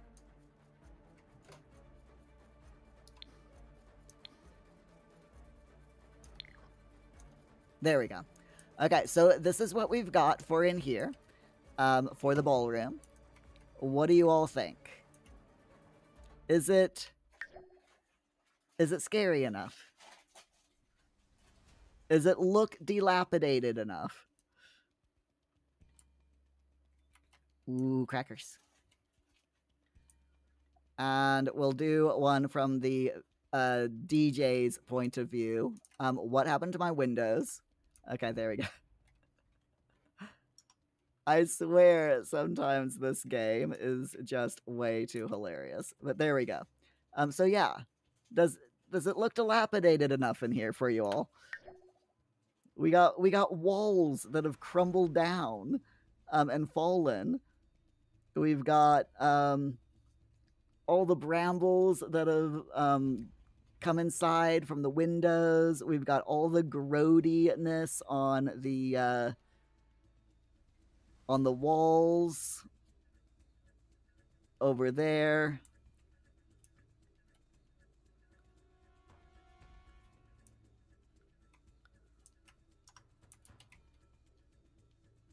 I like it. Optane, it looks like your house. Or sorry, not Optane. McLeod, it looks like your house. I doubt that your house looks this bad, McLeod. I really, really doubt that. But I really like the way that this has turned out. It's looking really, really good. So on Monday night, just to let you all know, hold on, let me save the game. Okay, so we're gonna leave it here for tonight. On Monday, we're gonna go back to Fortnite. And I believe that next week is schedule as back to normal schedule. So stream on Monday night, Wednesday night, and Thursday night. And we will do Fortnite on Monday, as we always do. Or as we have done almost every Monday this year. And then on Wednesday and Thursday, we'll go into The Sims 4. And I'm thinking that for Wednesday, we'll work on the entrance and the dining room. We've got a lot of the furniture in the entrance and dining room already, so it's just going to be polishing it up.